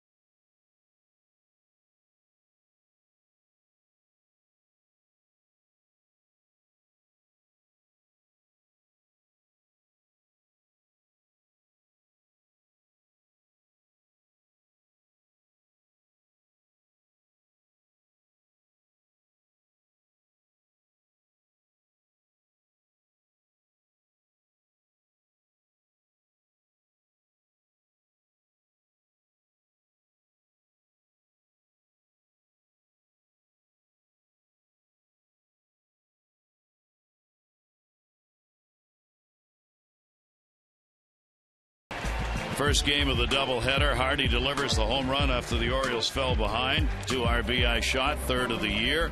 And REIMOLD picks up his third of the season. Solo shot, and the foul tip to end the inning with the bases loaded. Held on to. Ramon Hernandez at the plate. Tips it. Wieters gets it. And the Dodgers leave 3. And a 4-3 ball game. 4-7-1 for the Dodgers. 3-5-0 for the Orioles. 5 left on so far by LA and 3 by the O's. Great job by Jason Hamill that last inning, pitching out of that big jam. Some huge outs. Nick Markakis, a topper to ELLIS. They'll make the running throw. And one away in bottom of the 5th inning. It is the 5th inning home run bonus inning for this inning only. Today's Maryland Lottery Hit It Big contestant of the game will receive $500 for any Orioles home run. Mary Myers has already won $1,000 today. For your chance to be the Maryland Lottery Hit It Big contestant of the game, play 5-card cash. Go to mdlottery.com/Orioles to enter. Good luck. 1 down, and the pitch taken by Manny Machado, 0 for 2. See, Ryu, this season, 3 starts, 1 home run allowed. Today, a couple home runs. Pops that one up, first base. Foul territory. Gonzalez. 2 down here in the 5th. Ryu has joined fellow South Korean Sin Soo Choo in picking up a little extra on the side. They are both spokesmen now for Hanmi Bank, a bank that specializes in the Korean American community. It's got 27 branches, according to the LA Times, in California, and he has signed a deal to be one of the representatives for the bank along with Sin Soo Choo. Well, that's pretty interesting. That didn't take long, did it? No, heck no. Here's Adam Jones, and the pitch is taken down low. Jones has walked and struck out.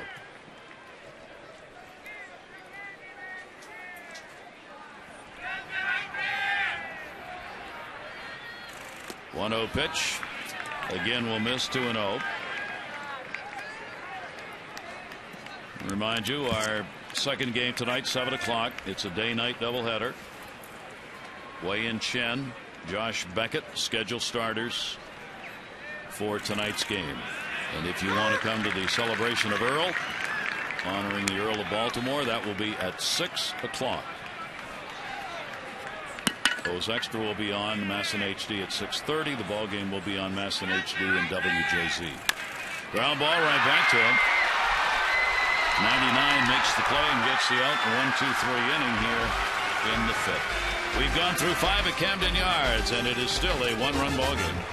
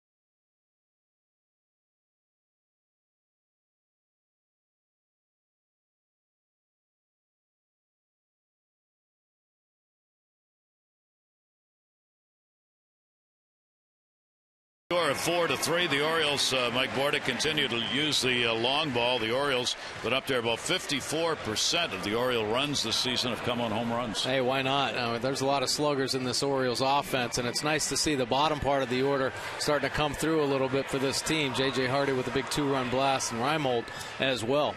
And home runs, obviously, in this ballpark, you want to use the yard because when it heats up, you can get some homers. Yeah, that's right. I mean, they proved last year how many times they've come through big in ball games, especially in the summertime. That's why you can't count this team out. If they're behind in a game, late in the game, every one of these Orioles players can hit the ball out of the yard. And they have used it today to account for the runs. Dodgers have done the same, with Ethier supplying 3 on his home run in the first inning. Skip Schumacher leading it off. Schumacher called out on strikes. He has drawn a walk. Cruz and Sellers, bottom part of the order, will be up here against the Orioles starter Jason Hamill. Hamill up to 105 pitches, and the pitch is taken away, and it goes to 2-2. Troy Patton in the bullpen for the Orioles. Hamill threw 95 pitches in the outing against the Yankees his last start. That's his season high. 2-2 delivery put up in the air, left center field. REIMOLD back, wind blowing a bit. And away in the 6th inning. Well, you can bet on the jerseys that were worn by players honoring Jackie Robinson last Tuesday. Player coaches all had number 42. They have signed those jerseys, and right now they are available. Proceeds benefit the Orioles Charitable Foundation, Jackie Robinson Foundation. The bidding closes Tuesday at midnight. So get online and put a bid in for the jersey you'd like to have and a piece of history. Here's Cruz. Cruz has grounded out and popped out. A little roll at second base. Casillas there.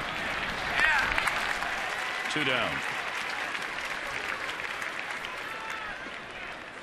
Great job by Jason settling down here in this inning, but the first 2 innings, 4 runs on 5 hits. Since then, no runs and just 2 hits. Great job. Obviously, he wishes he wouldn't have thrown that pitch to Ethier, but hey, he's getting this team deeper into this ball game when it looked like he was going to have a hard time getting out of the 2nd inning. Yep. First 2 innings were the ones where the Dodgers did damage. Here's Justin Sellers. Takes it for a strike.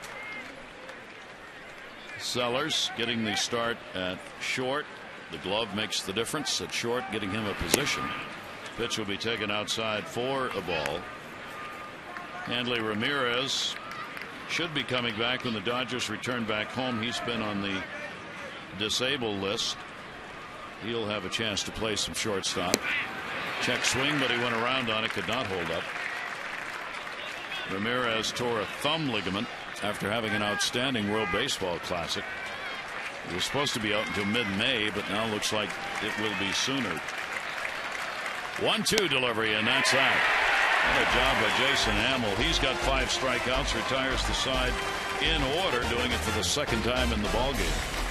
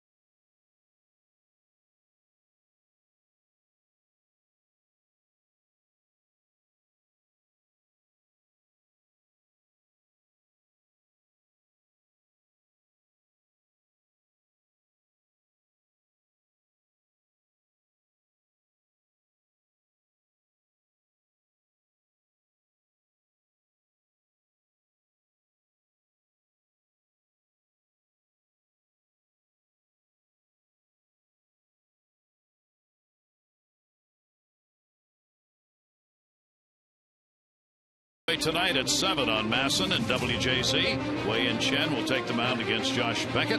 Our coverage will begin at 6:30. Jim Hunter, Rick Dempsey. They'll have O's Extra presented by Geico.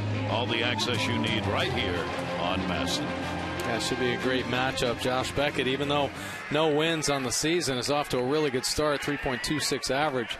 Much like Wei-Yin Chen, pitching very well, but not much run support for either one of them. Still can't get used to seeing Beckett in something other than a Red Sox jersey. Yep. 0-1 count on Matt Wieters. Wieters, Davis, and Hardy. Wieters has hit into a double play, has drawn a walk. Matt is now 4 for 12 here on the homestand. And Jason Hamill done as the skip comes over to say nice job.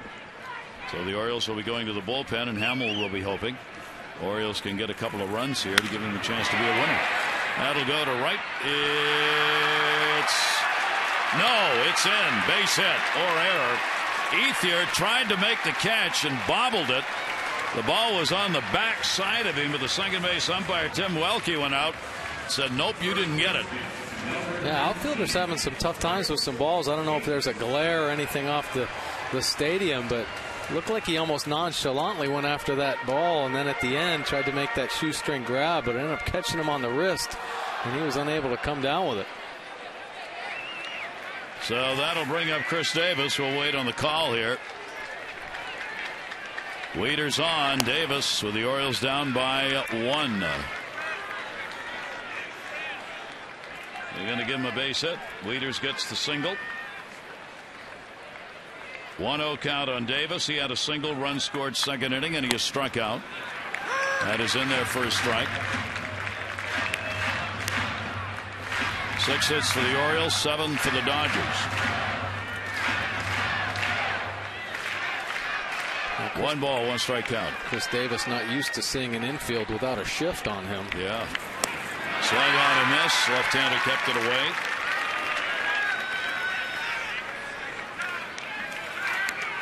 Home runs, 7 RBIs here at Camden Yards in the year.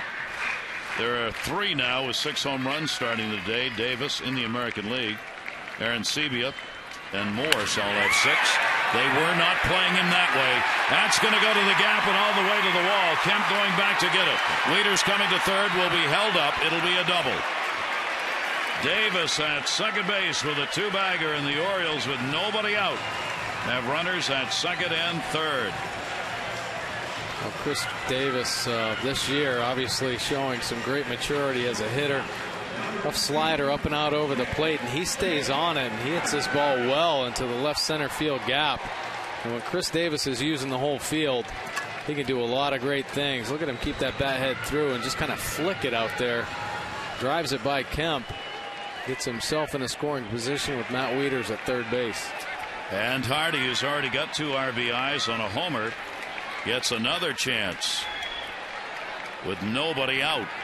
Each team 7 hits. Hardy takes it in the air to right field. Wieters will tag. Ethier back, makes the catch. Throw will come into second, and this ball game is tied. Sac fly Hardy, a 3 RBI day. It's 4-4.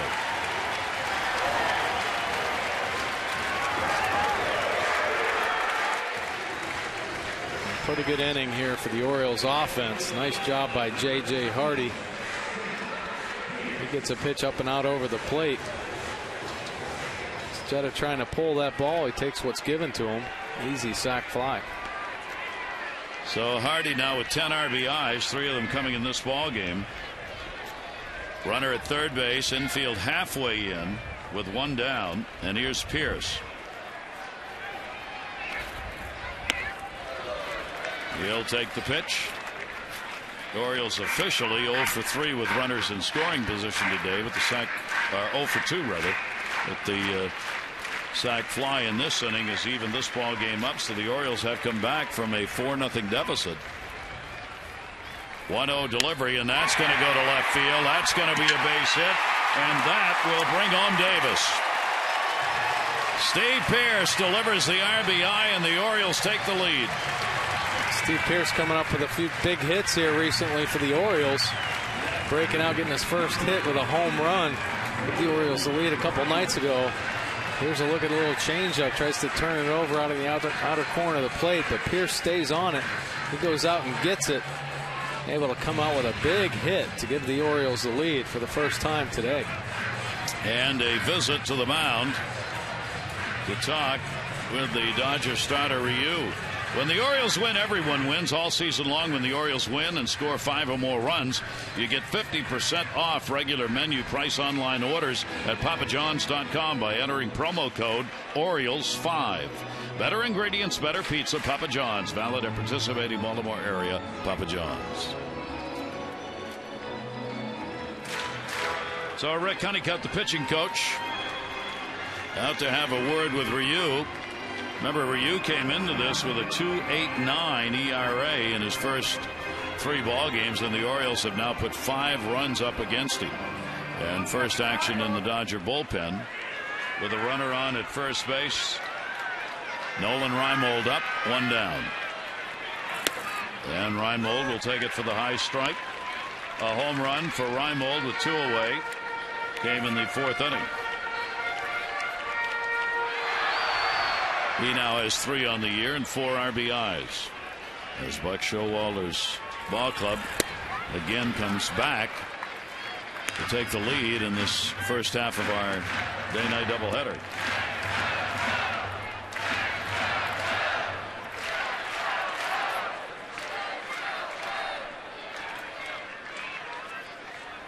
One ball, 1 strike delivery. That'll be bounced, and Hernandez keeps it out in front of him. Ryu's had 2 walks, 6 strikeouts in the game, but the Orioles have been able to touch him up for some big hits, including a couple of home runs. Misplay on the ball by Wieters by Ethier to start this inning off. A big play so far in the game. And a step off, runner back to first base. Tell you what, this Orioles offense, as Pedro Strop starts to warm up in the bullpen, when you can get everybody playing a little bit more consistent offensively, this offense compares to anybody in the game. In the air to right field, hit well. Ethier again back near the warning track will make the catch. Pierce, who was all the way to second, will come back to first base. So REIMOLD gave it a ride the other way for the second out.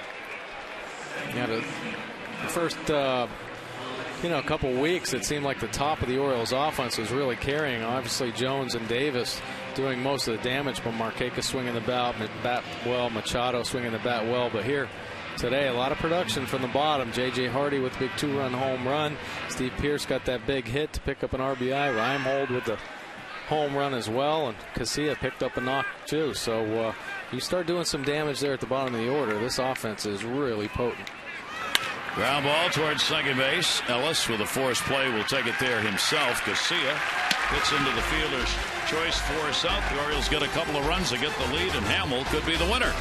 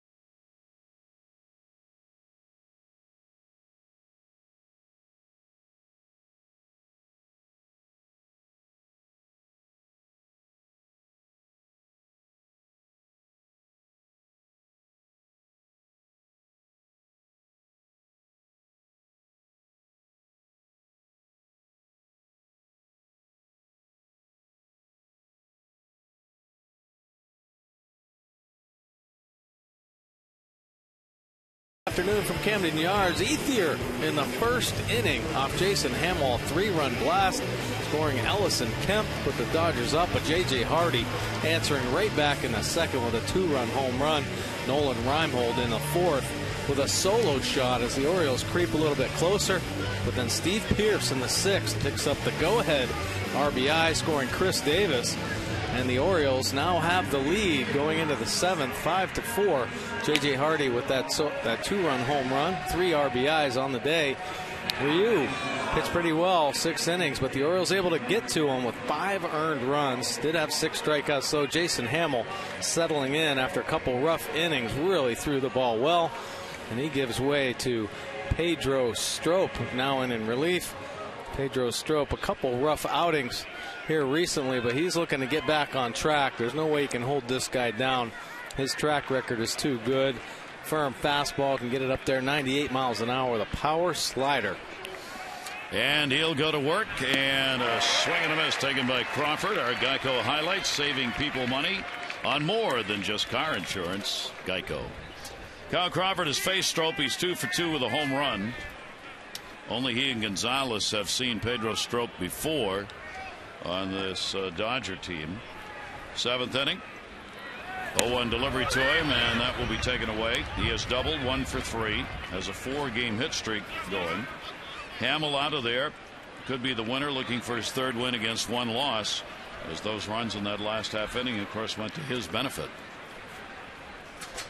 Strop 1-1. That's going to go to 3rd. Machado's got it. And 1 away.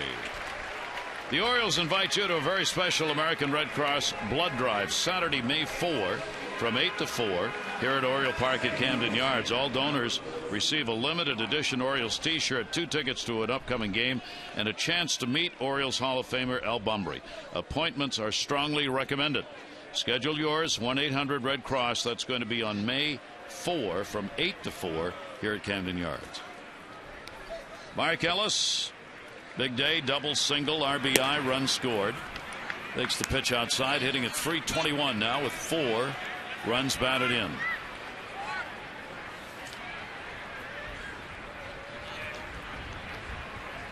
Orioles have come back to win 2 out of 5 ball games in which the opponent has scored first, which the Dodgers did in this game with those 3 first-inning runs. Going to do it again here. 1 ball, 1 strike count. Strop gets it in. 1-2. Kind of buckles Ellis a little bit. You get geared up for a 96, 97 mile an hour fastball, and pitch looks like it's heading towards your hip. Kind of locked him up. 1-2 delivery. Did he go? No. David Rackley down at first base. 2 of the best 2-strike hitters in the game. 1 on each of these teams. You're looking at 1 at the plate right now in Mark Ellis. He had second most hits with 2 strikes, and Adam Jones on the other side for the Orioles. 2-2 delivery on the way, and that will just miss, and the count goes full 3-2. Adam Jones among the top 10 in average with 2 strikes at .333. Strop with a full count delivery and a walk. So he lost Ellis after getting ahead of him. A 1-out walk here in the 7th inning. Well, you saw a little bit of that frustration there from Pedro Strop. Couldn't get him to bite on those sliders down in the dirt, and then just kind of yanks that fastball on a 3-2 count. That'll bring up Matt Kemp. 2 singles and a strikeout. He has scored a run, and he has stolen a base in the ball game. Runner at first, 1 down, and that's in there for a strike.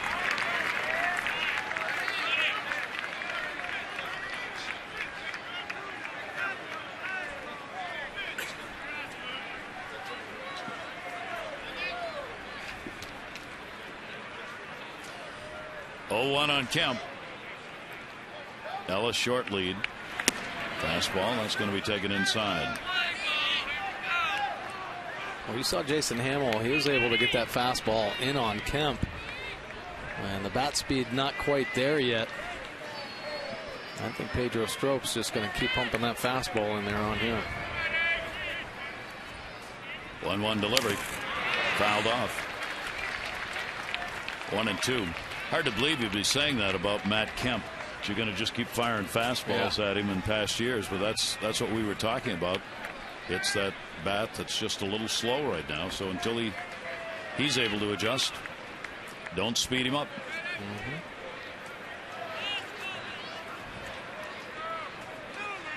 Strop with a 1-2. Shattered bat, first base. That's going to be a base hit. Runner's going to make the turn and go to third as well. Throw will come into second. A shattered bat that had just enough on it, and the third hit of the ball game for Kemp. And you see Kemp over there with that big smile on his face. A couple infield singles for him, but hey, sometimes that's what it takes just to get your confidence going. Nice effort by Chris Davis. And the range far to his right there in that broken bat hit. Not much you can do about that defensively. So Strop in a bit of a jam with one away. Ellis goes over to third. Kemp's on at first. Dodgers' 8th hit of the ball game. And again, Adrian Gonzalez. He's 0 for 3 in the game. Orioles have been able to hold this outstanding hitter off the board. And the pitch outside, and he's had chances. Gonzalez came up with a couple on, flied out in the first inning. Led off the third with a fly ball out, then came back up in the 5th inning with a couple on base and struck out. 1-0 count, hitting .386. And down to first and foul. That'll even it up 1-1. So the Dodgers threatening here in the 7th inning to get this ball game tied up or better. Orioles will look for the ground ball to try and get out of it. Definitely, yeah. Pedro Strop has to stay down in the zone to Gonzalez. You make a mistake up and out over, and one of the most dangerous hitters in the game today. Ryan Mattis in the bullpen for the Orioles. Here's the 1-1 delivery to him. That's going to get away. Bounces. Play at the plate. No. Ball game tied. So Ellis, who took advantage of that little infield hit to go to third, ends up scoring, and they've come back to tie the ball game up at 5. Yeah, this ball just kind of spiked down in the dirt. Nothing Matt Wieters can do. Got away from Pedro. Ellis able to score easily. That almost hit Gonzalez on the front foot, so really held on to that one a little bit too long. Second wild pitch of the year for Pedro Strop. So Hamill's non-decision. First base open. Gonzalez will now get the intentional pass with a count at 2-1. With Ethier coming up. Second intentional pass the Orioles have issued. They did to Ethier in the 5th inning to load the bases. And Hamill struck out Hernandez and made it work. Now the Orioles will try it again. Runners on at first and second base. A little frustrating here for Pedro Strop. He made some good pitches to Ellis. Ellis almost check swung for strike 3, but he was able to hold up, and then he just laid off a couple sliders in the dirt.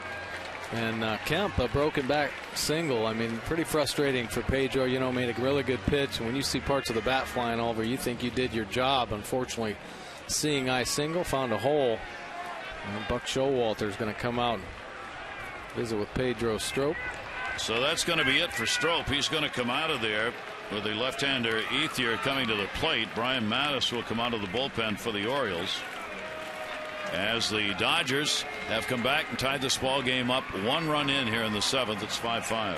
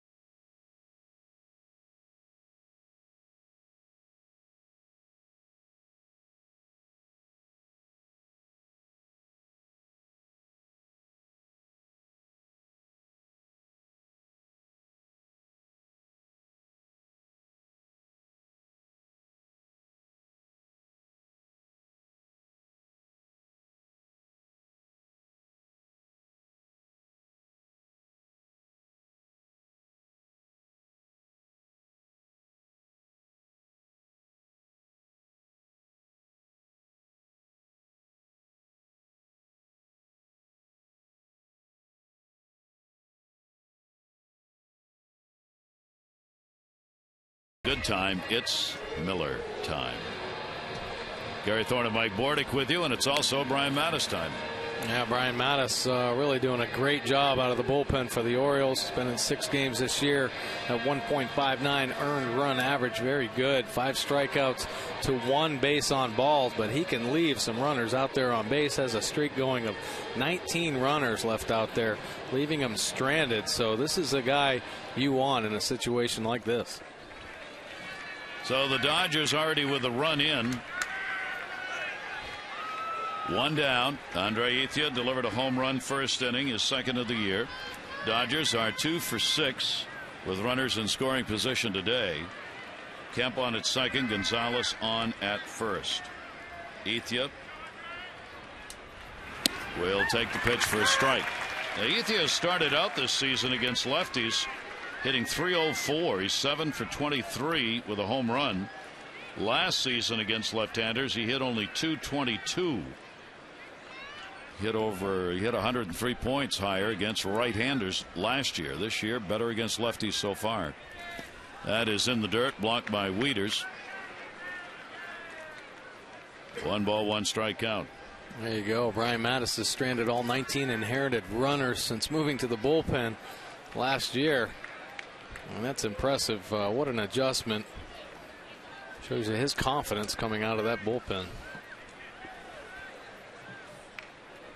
Runners off first and second. 1-1 delivery. That's way up high. And the count goes to 2-1.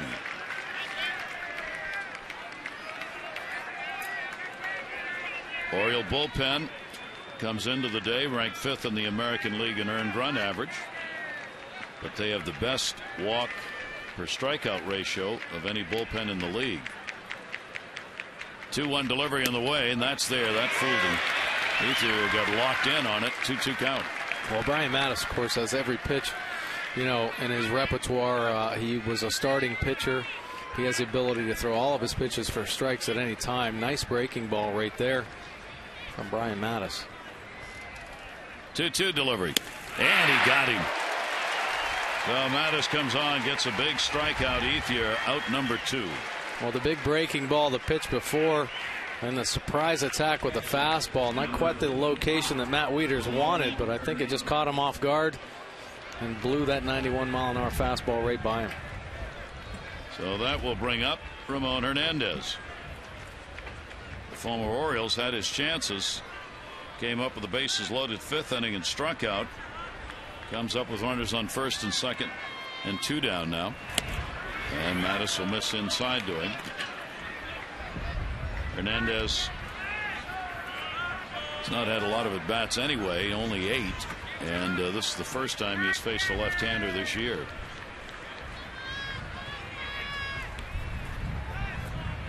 .1-0 delivery.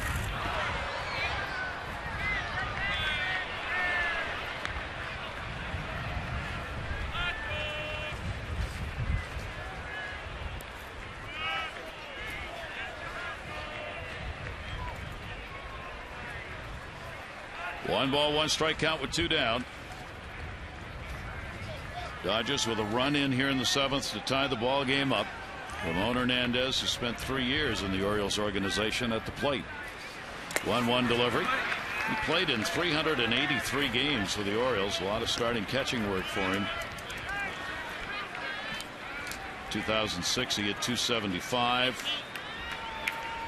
258 in 07, and in 2008 he played in 133 games with the Orioles, hit .257. 2-1. REIMOLD with room. Inning over. Hold your breath, fly ball if you're an Oriole fan right there. 7th inning stretch time.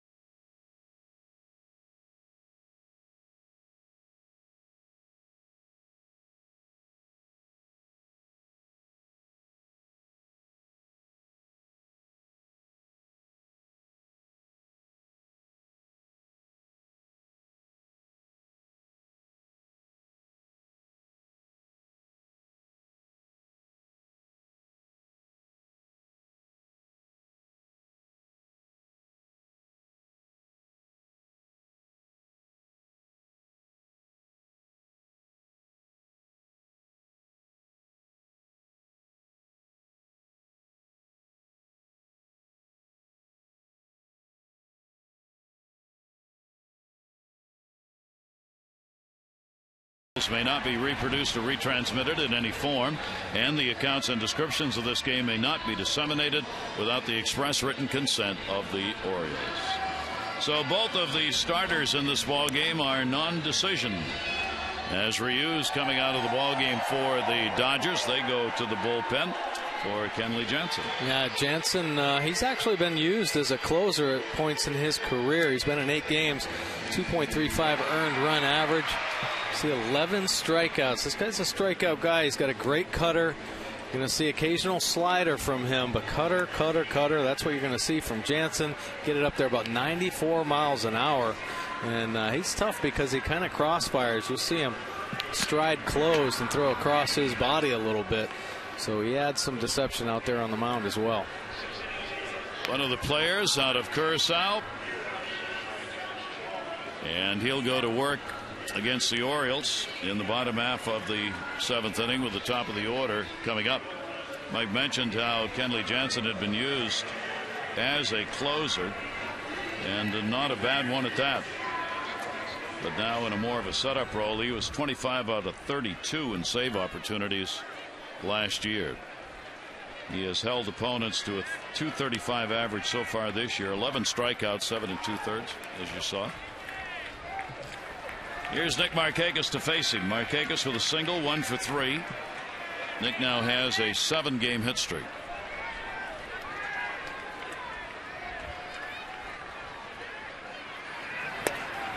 And Jansen gets it in there for a strike. This Dodger bullpen is 6th overall in the National League in ERA. They've only given up 1 home run on the season. They have walked a lot of hitters, though. They have the highest walk strikeout ratio of any bullpen in the National League. 1 ball, 1 strikeout. Now, when you walk guys, and especially a pitcher like Jansen, you know, you're really giving them opportunities to steal extra bases. Jansen not very good at controlling the running game, very slow to the plate. Much like many closers in the game have that problem, you know, big leg kicks. You see how long he is, and there's a big hesitation there. So if he gets a guy on base, tendencies are they're going to be stealing, especially in close ball games. 1 ball, 2 strike count of Markakis.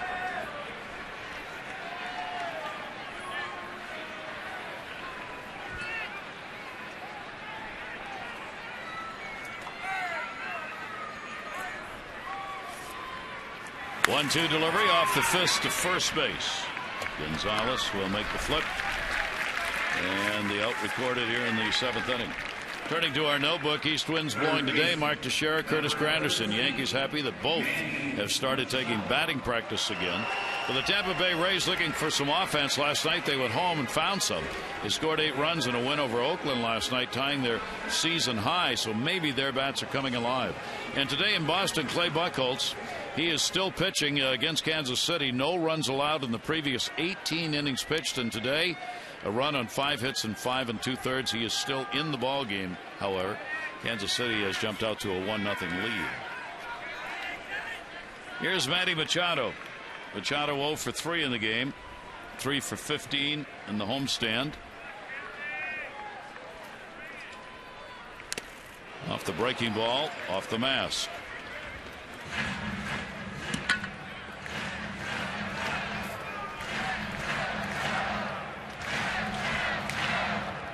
Tight first game of this doubleheader. Ryu, the Dodgers starter, 5 runs, 8 hits over 6, couple of walks and 6 strikeouts.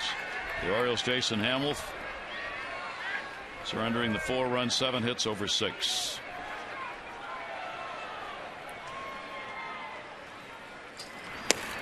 Machado will take that one inside. Strop charged with a run. The batter that he walked in that 7th inning scored to tie the ball game up. Roland O'Day in the bullpen. So Strop a third of an inning, a run, 2 walks, 1 intentional, 1 hit. 1-1 off the end of the bat. A good look at that cutter right there from Jansen.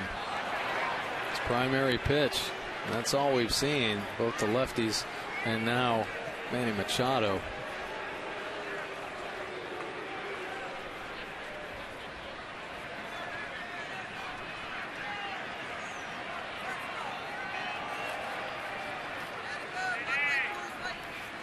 Works out of that high set.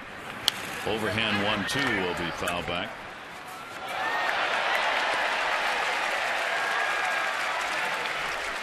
Fan gets the applause for a nice catch. 1-2. Jansen last year held opposing hitters to a 146 batting average, and that was third best among relievers in Major League Baseball, in fact. 1-2 delivery.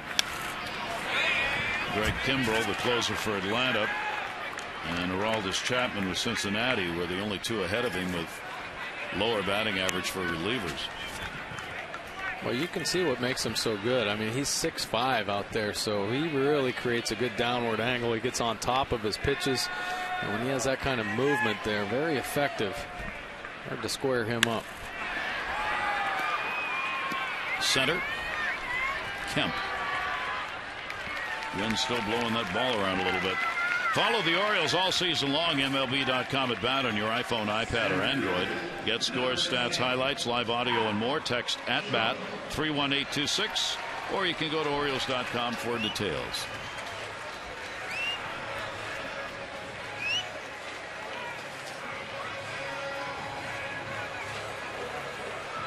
Adam Jones, an 0 for 2 and a walk.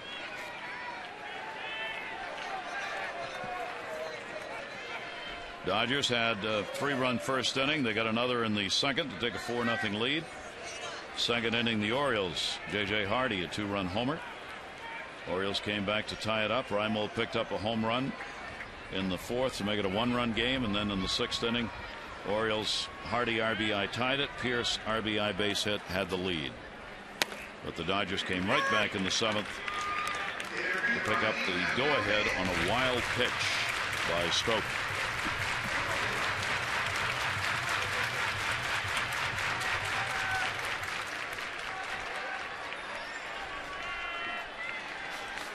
Oh, 1 count on Jones.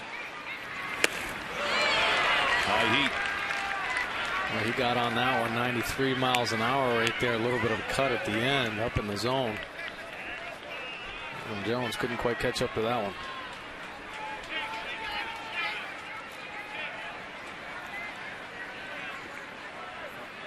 Number 74 wears the number of his house address in Curacao. Don't know what the street is, but the number 74, and that's number 3. Orioles are retired here in the seventh inning. We go to the eighth. Ball game tied at 5.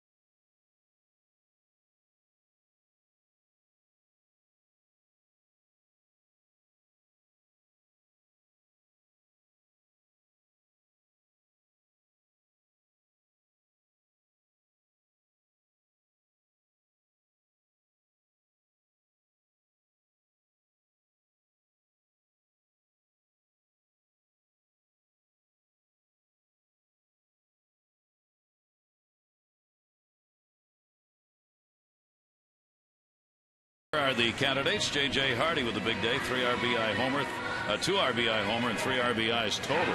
Chris Davis, he's picked up a couple of runs scored, single and double to get on, and Jason Hamill, solid 6, 4 runs, 7 hits. Text your vote A, B, or C, 31826.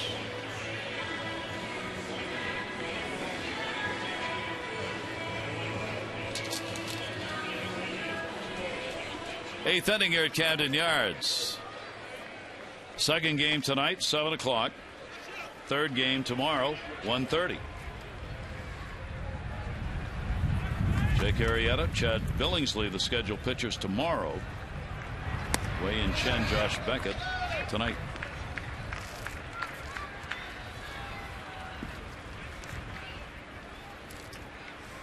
Ryan Mattis came on, got the final 2 outs in the 7th, stays on here. Schumacher in the big cut. 1 ball, 1 strike count. Schumacher getting a look at a left-hander for the first time here in this at bat this season. And that will miss down low. He had a $158 off lefties last year, $295 off right-handers. That'll get you into a platoon situation in a hurry. Schumacher, the 2-1. 2-2. Oh, his defense will move back now with those kind of numbers off lefties. You kind of expect him to possibly lay a bunt down here in the 8th inning, tie ball game. Manny Machado was in tight, and so was Casilla. And they move back, give themselves a little bit more room. Here's the 2-2 pitch. Hardy.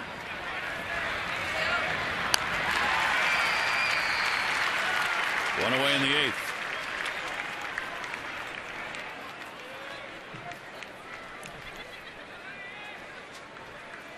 And we're going to get another pitching change with Cruz coming up. Darren O'Day is going to come on, so Mattis will work an inning. And didn't give up anything and picked up a strikeout. Ball game tied at 5-5. O'Day on.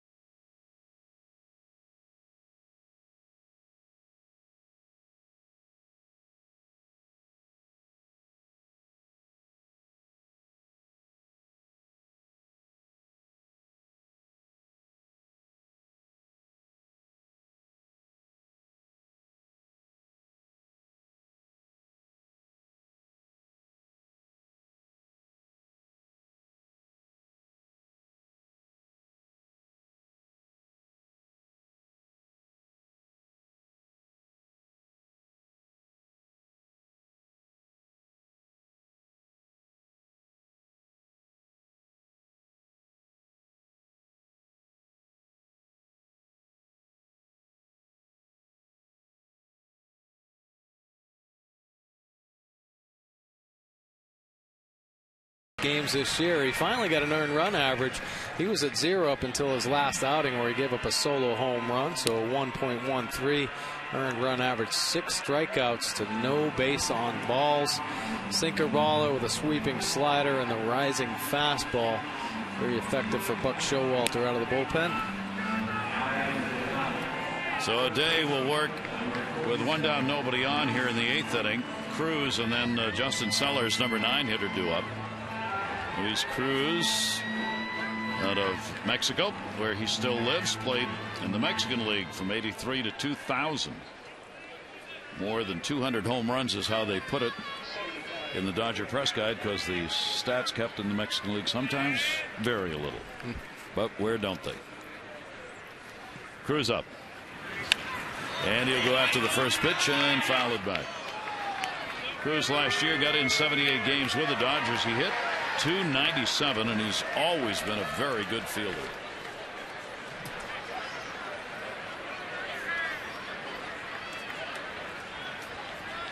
Cruz, their third baseman, 0 for 3 in the ballgame. O'Day's pitch will be outside. Certainly Darren O'Day's got to have an advantage with that delivery against all these hitters who have not seen him before. He has the advantage anyway, but yeah, guys who haven't seen him say, what's this?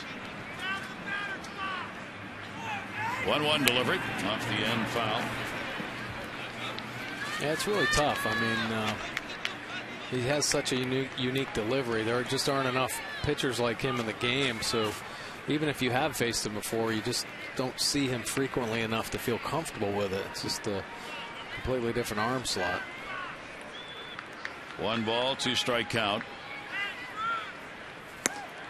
Buck Showalter is of the belief, and Mark Hendrickson in the spring training this year, not just for him, that pitchers who still have some arm left but can't do what they used to do, either with speed or breaking ball, if they change and drop down and can become effective there, they can prolong their career. Heck yeah, they can. A little bit of extra movement, a different arm look. Of course, a pitcher like Hendrickson, and he's so big that sidearm look really probably make it very effective on lefties. But Darren O'Day, this fastball gets away. Usually a control master. That one must have just slipped. Ended up catching him up on the tricep.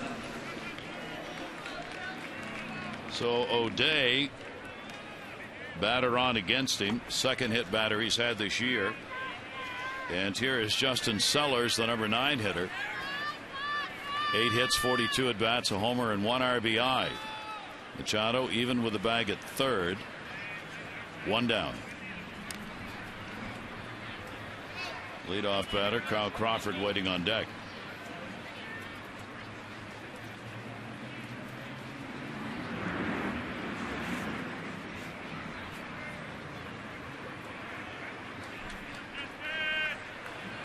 A tie ball game here. Each team 5 runs, 8 hits. Today with a toss over with Davis playing off the bag. Definitely trying to keep Cruz a little bit close there. National League ball a little bit different, obviously, than American League baseball. You see a lot more bunts, maybe some hit and runs, and obviously predominantly with pitchers, but it's still a small ball game at times. And here, we're, late in the ball game, could be a situation for a hit and run. Orioles would like to stay away from Crawford because he has faced O'Day before with a couple of hits, 6 at bats, including a home run, and the leadoff batter's waiting on deck. 0-1 count, 1 down. Double play here. Keep Crawford off the plate. That's going to be popped up at the mound right in front of the plate. Look out. It's Davis.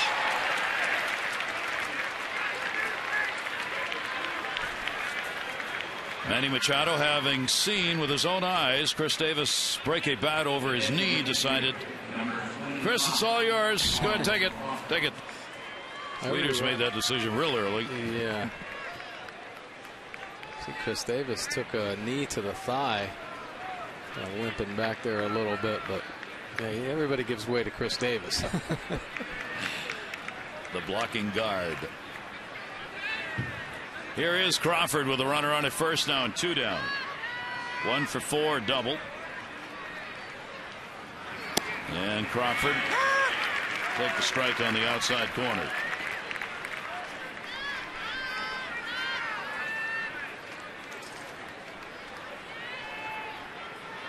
Left-handers have hit 300 against Darren O'Day. Right-handers 111 so far. Limited at bats, obviously. 1 strike delivery. Crawford came up and in on him. 0-2.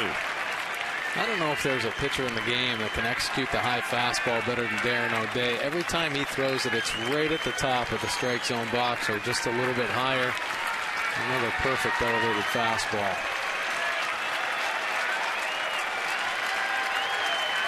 Oriole fans applauding for the out. Here's the 0-2 delivery, and they got it. So Crawford goes down swinging. No runs, no hits, no errors. 1 left, bottom of the 8th. First game of 2 today, tied.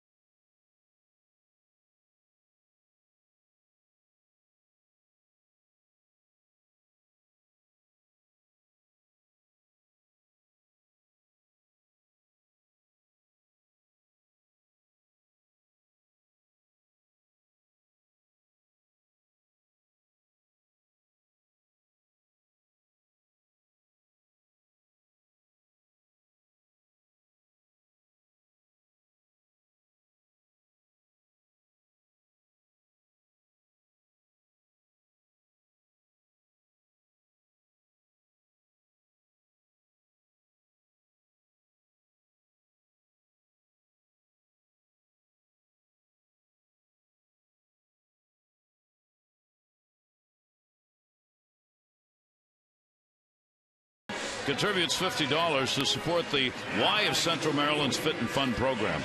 To date, the Orioles have 48 walks, total of $2,400. Care First Blue Cross Blue Shield encourages each of us to take that first step towards a healthier and more active lifestyle.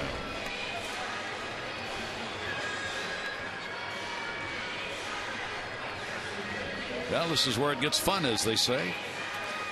Bottom half of the 8th inning, tie ball game. 5-8-1 for the Dodgers, 5-8-0 for the Orioles. 8 have been left on by the Dodgers and 4 by the O's. Matt Wieters. Kenley Jansen retired the side in order out of the bullpen, 7th inning. Wieters a single, runs scored in the 6th. He's walked and hit into a double play.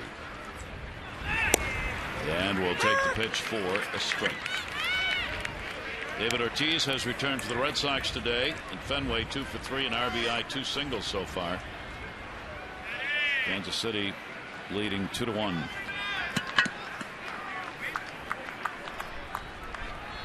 Here's the 0-1.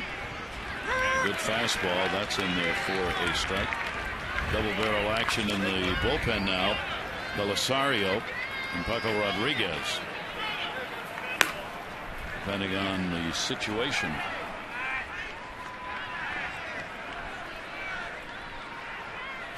Wieters, Davis, Hardy. Some thump here due up in the bottom half of the 8th inning. 0-2 delivery. Shattered bat again. Boy, did that skip. That bat right off the mound over to the first base side. The ball went foul. Wow. Jansen has a great cutter. I mean, these balls are just exploding at the end. Great late life in this one. Now Wieters pretty lucky that one didn't get him off the knuckles. See that bat head though go flying out. Almost got Jansen.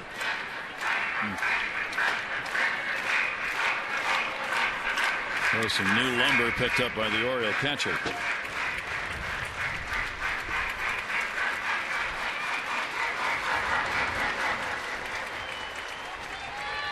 Wind again whipping around. It died down a bit in the middle innings, but not anymore.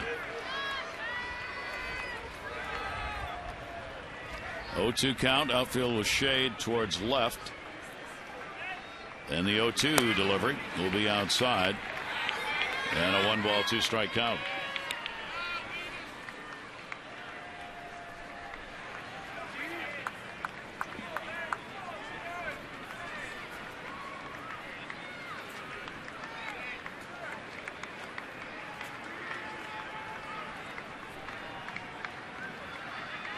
One-two pitch. Wieters, chopper. Deep. Ellis comes in to get it and gets the out. So one away in the 8th, and Don Mattingly's on his way out to make a pitching change. To Davis coming up. He wants the left-hander. So Rodriguez will come on to work to Davis. Try and keep the long ball, obviously, away from this ball game. We are tied at 5.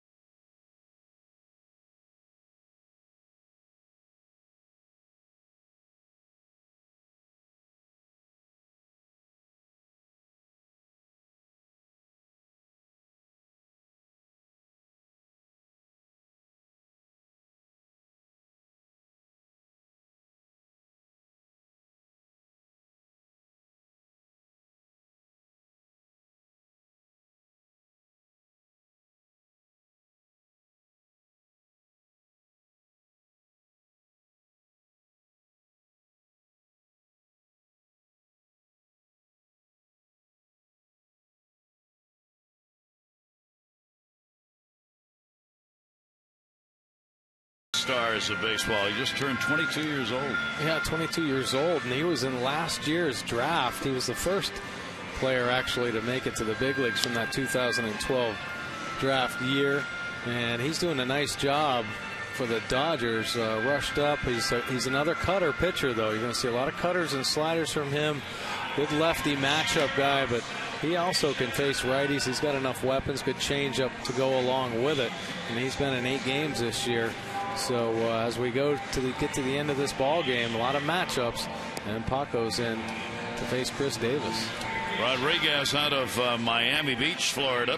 He attended college in Florida as well, drafted out of the University of Florida, second round of that 2012 draft. So the left-hander comes on to work against Davis.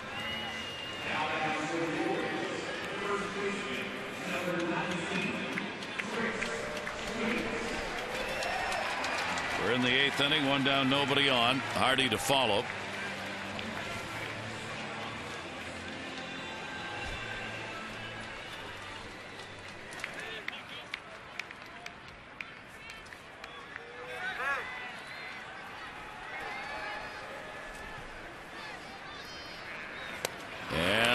Strike taken, and you see that hesitation at the top from Rodriguez. Yeah, pretty interesting delivery. He takes that glove out, kind of shows the hitter the ball, and then whips it in there. You might think that you'd be able to pick up the grip or how he's holding the ball, but very difficult, especially when you throw a cutter and a two-seam fastball. The finger position very similar. How about the wrinkle on that one? In there for a strike, and it is 0-2. Davis single scored in the 2nd inning, double scored in the 6th, 2 for 3. Hitting at 370, breaking ball in the air to center. It is deep, back of the warning track, right off the top of the wall. Here's the throw coming into second base. Davis diving and is in with a double, and just missed the home run by a couple of feet. And a 3-hit ball game, including 2 doubles for Chris Davis. Chris Davis right on this lefty delivery. Once again, keeping that shoulder in there. This pitch not bad on the outer third of the plate, and just misses a home run. You watch him hustle into second base. That head first slide. Ellis drops the ball, so in there uncontested. That is the first extra base hit surrendered by Rodriguez in 37 at-bats against him this season. So Paco Rodriguez, no part of an inning, will be charged with a hit. The Orioles with a chance to get the go-ahead in here in the 8th inning, as Hardy will be coming up to face the right-hander with an opportunity to put the Orioles back on top.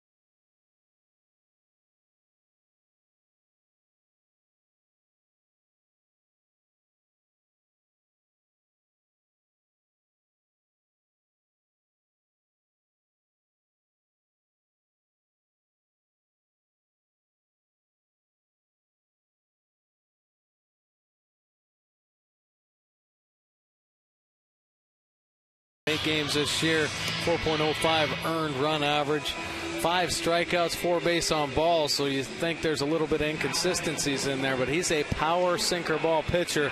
Occasional split finger, occasional slider, but you're going to see the bulk of it fastballs. Great movement down in the zone, and he's going to keep trying to pump that sinker in there, get you to swing over the top of her and do some weak contact. So they bring the ground ball pitcher in to face Hardy with a runner on at second base, potentially a game-winning run. Belisario has allowed all 5 inherited runners to score this season. He's got another one right here. Hardy, 3 RBI day, a homer, a sac fly, and he is struck out. And the pitch will be taken inside for a ball. 30-year-old right-hander for the Dodgers, and Hernandez, his catcher, coming out to talk to him. Well, you saw the life right there on that fastball as it ran back in off the plate. Hernandez was setting up away, and I think he's telling him, hey, you better not make mistakes in there. J.J. Hardy has great power. He saw that in the early part of the ball game.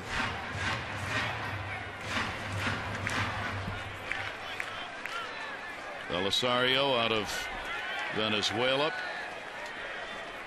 Told you, pronounced ground ball pitcher, 3rd among relievers last year in ground balls. 1-0 delivery. That's going to be outside. Hardy gets ahead 2-0. Pierce waiting on deck. So the Orioles trying to get the go-ahead run here in the bottom of the 8th inning. Both teams have had opportunities in this game to get the lead, and both have had it. And that bounces off the glove of Hernandez, and fortunately for the Dodgers, stays out in front. 3-0. This is a live arm here. Ball moving all over the place. Hernandez, a veteran catcher, can't even hang on to that one.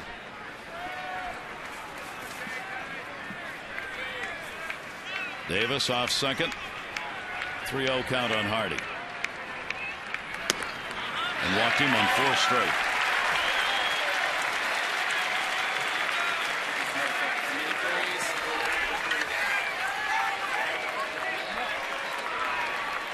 Nate McLouth being announced as the pinch hitter for Pierce.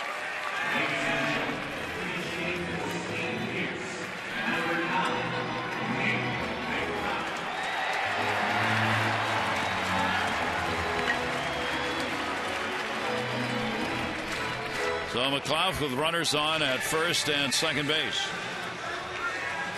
He'll try and avoid that ground ball. Belisario is going to be going after, and Rick Honeycutt will come out to talk about how they want to work here.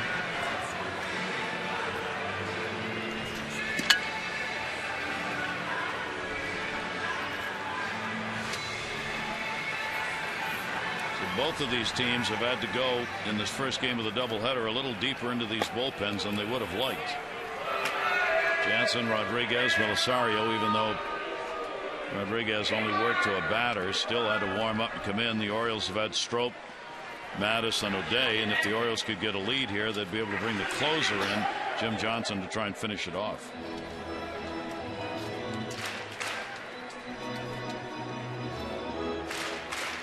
Yeah, both managers obviously concerned about that. There's the bullpen, Mike. What's left? Yeah, Tommy Hunter, Troy Patton, Jim Johnson, T.J. McFarland, and you know, we had been talking about this doubleheaders, how potentially could really ruin your week because of the adjustments you have to make, and you hope your starting pitching can get a little bit deeper. Gets away, can't find it, and the runners will move up. Break for the Orioles right there. No, it really was. I mean, we've seen Hernandez having a hard time here handling Belisario, and Chris Davis aware of that at second base, and he has a little bit of a hesitation, but that's a pretty good secondary. Nice read by Chris Davis, and J.J. Hardy on the back end getting into second base. So now the walk will be surrendered to McLouth to load the bases to create the force. Yeah, and the way Belisario is throwing the ball, he better be awake over there at third base as well. This one can get away here.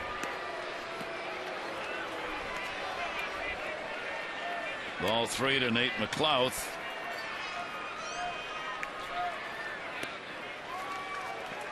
That'll load the bases. And it will bring up REIMOLD. 1 for 3, including in the fourth. A blast. Great swing from Nolan. 3 home runs in the last 6 games, man. I'll tell you what, when this guy heats up, he is on. We saw this last year at the beginning of the season. Really helped carry the team for about 3 weeks before he ended up getting injured. But he's on fire right now. Infield halfway. Pitch inside for a ball. Well, Matt Wieters delivered a grand slam in extra innings for a walk-off win. As REIMOLD got it in him to get one of those to give the Orioles the lead. Wouldn't be a walk-off, but pretty close to it. 1-0 delivery. Outside corner. 26,811 on their feet. 26,811 for game 1 of the day-night doubleheader here at Camden Yards, and seeing a good one. Loaded up with Davis, Hardy, McLeod, REIMOLD to right. That's going to be a base hit into the corner. Ethier chasing. Davis scores. Hardy scores. Holding the runner, McLeod to third, and the Orioles lead it 7-5.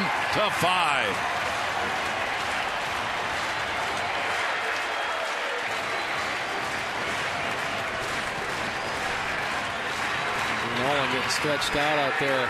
What a great job of hitting. Pinch runner coming in. Chris Dickerson, a pinch run for Nolan REIMOLD. He'd kind of been hampered by a hamstring. But look at this hitting. Not trying to do too much. He stays on this offering, down and away. And he goes down and gets it, backs it up, and drives it down the right field line. Pick up a couple of runs for the Orioles, and now the lead at 7-5. Beautiful hitting by Nolan REIMOLD.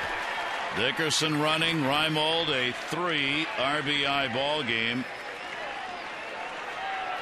That's his high, first 3 RBI game. The infield way in now. Alexei Casilla take the pitch up high for a ball. 1 run will be charged to Paco Rodriguez. The double he surrendered to Davis.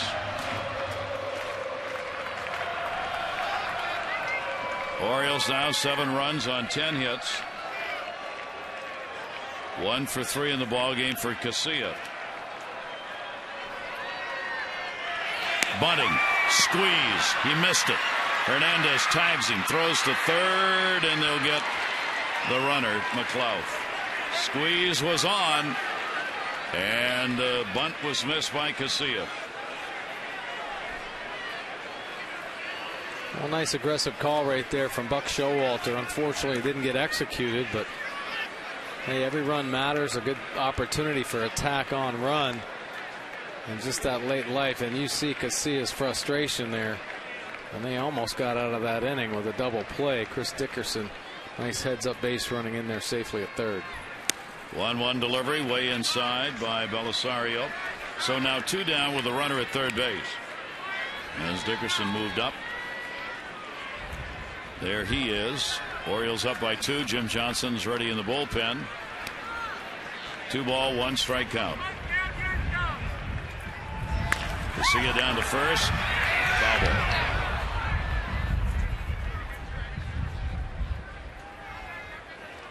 So the Orioles battle back here in the 8th inning against the Dodger bullpen. Davis getting that double off the left-hander, Rodriguez, who'd been brought in to face it. Hardy drew the walk, the intentional pass to McLeod as a pinch hitter, loading him up, and REIMOLD making the Dodgers pay with the 2 RBIs off a double. Hardy's got 3 RBIs. REIMOLD's got 3 in the game. And a swing and a miss. Play's got to be made at first base. Hernandez does to retire the side. But the Orioles in the 8th inning get themselves the 2 they needed. All right, sports fans, buckle up. We go to the 9th. Here comes Johnson.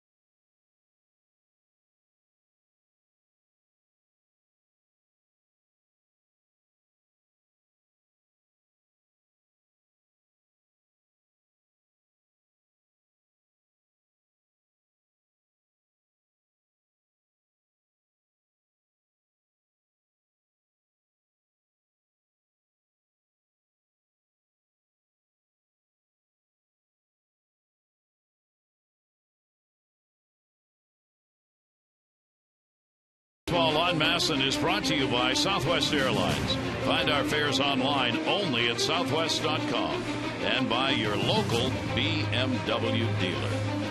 Gary Thorne and Mike Bordick and the Orioles trying to take the first of this doubleheader as they lead it 7-5, 2 runs in the 8th inning. And here's Jim Johnson to try and finish it off. Yeah, Jim Johnson, the closer, 6 for 6 this year in save opportunities, 7 strikeouts, just 3 base on balls, and we know what he's about, that power sinker. He can rush up there in the mid-90s.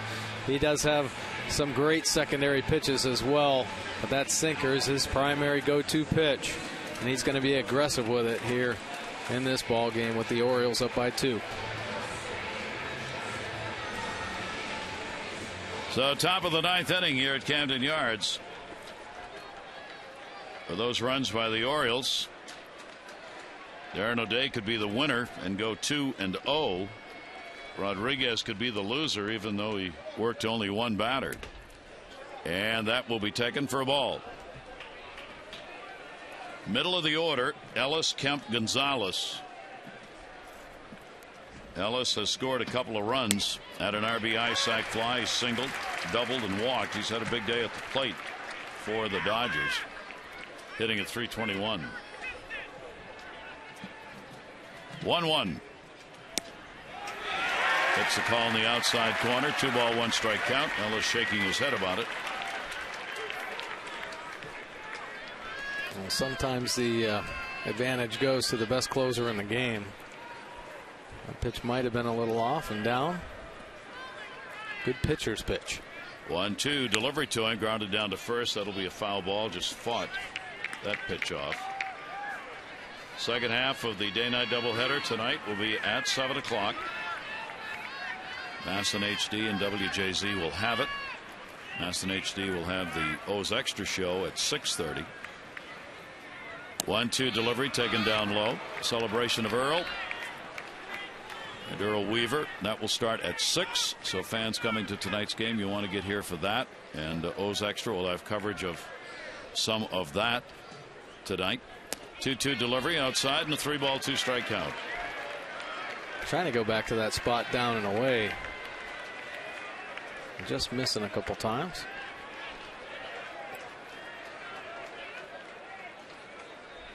Three-two delivery, and he got it. So Ellis retired on the strikeout. Well, he got it right there. He's been consistently trying to get Ellis out on this pitch, especially with that call from home plate umpire Hudson. Ellis tries to protect, but great location, great velocity, and late life. He gets him on the swing and miss. 1 down. Here is Matt Kemp. Kemp, 3 hits. He's 3 for 4, all singles. He's had a run scored. Big 2 runs by the Orioles. And now a chance to pick up the win in the first half of this doubleheader. Ground ball towards short. Hardy's right there. Updating you on the voting. AT&T player of the game right now, J.J. Hardy on top. You still have time to text in your vote. A, B, or C. 31826. Results on the O's Extra post-game show.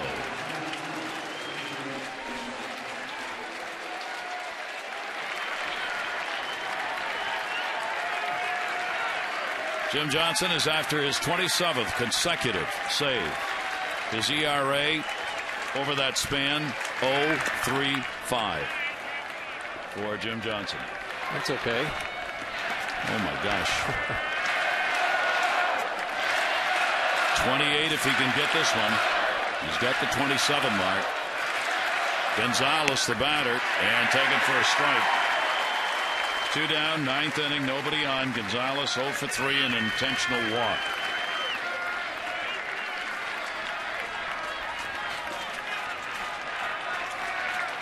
One delivery.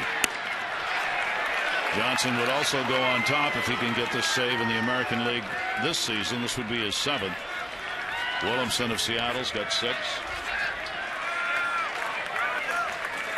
2-1 delivery. Down to third base, Manny Machado. First game, Orioles 7-5.